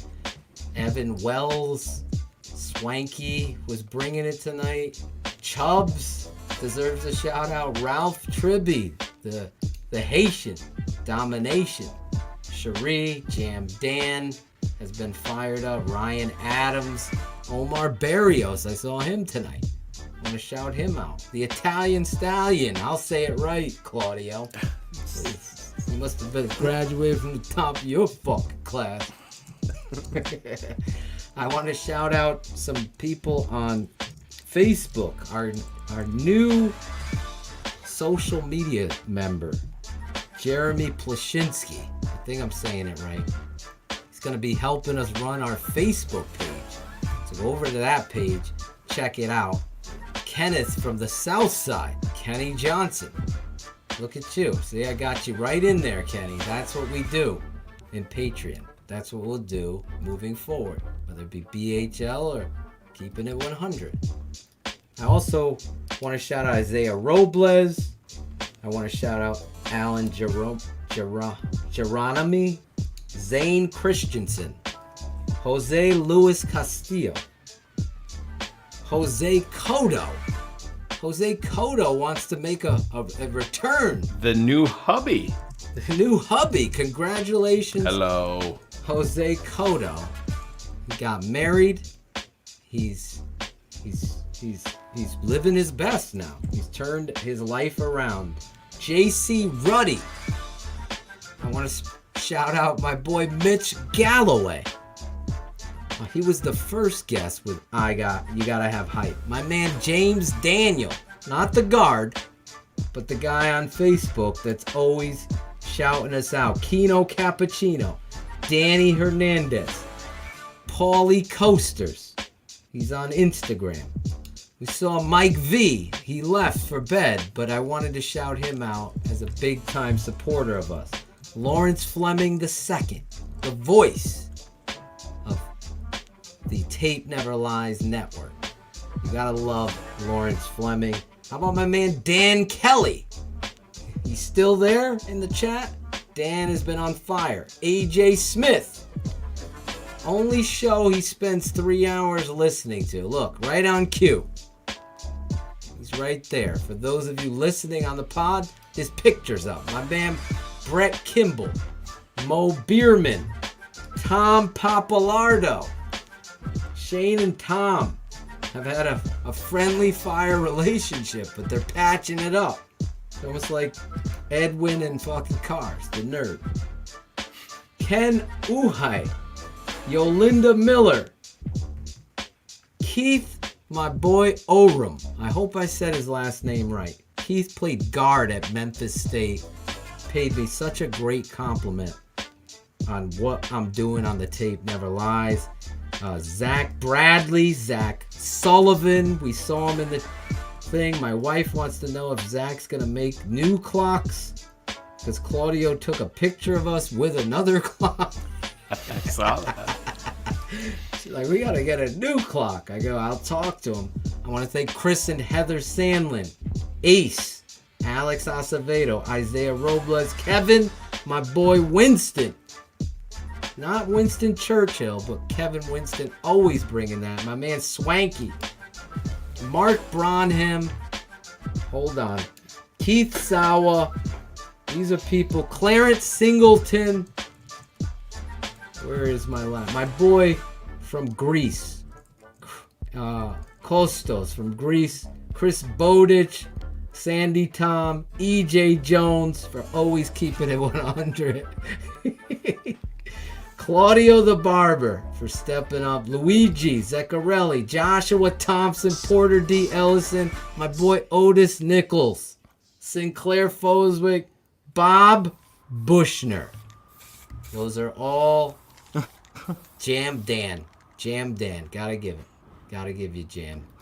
That's it. Those are all my shout outs tonight. I appreciate you all. You know, we see Claudio smiling. Everything's happy again in the I want that on a t-shirt. I'm not going to lie. I want that on a t-shirt.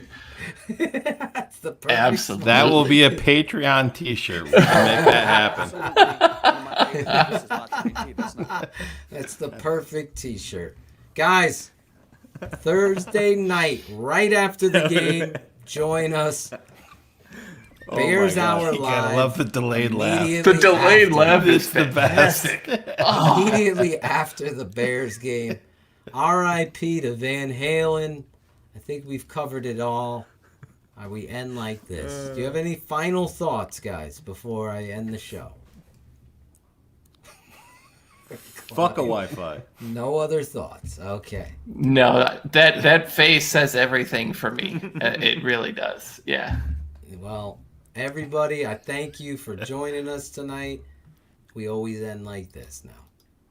This has been a Shy City Sports presentation and a Tape Never Lies Network production.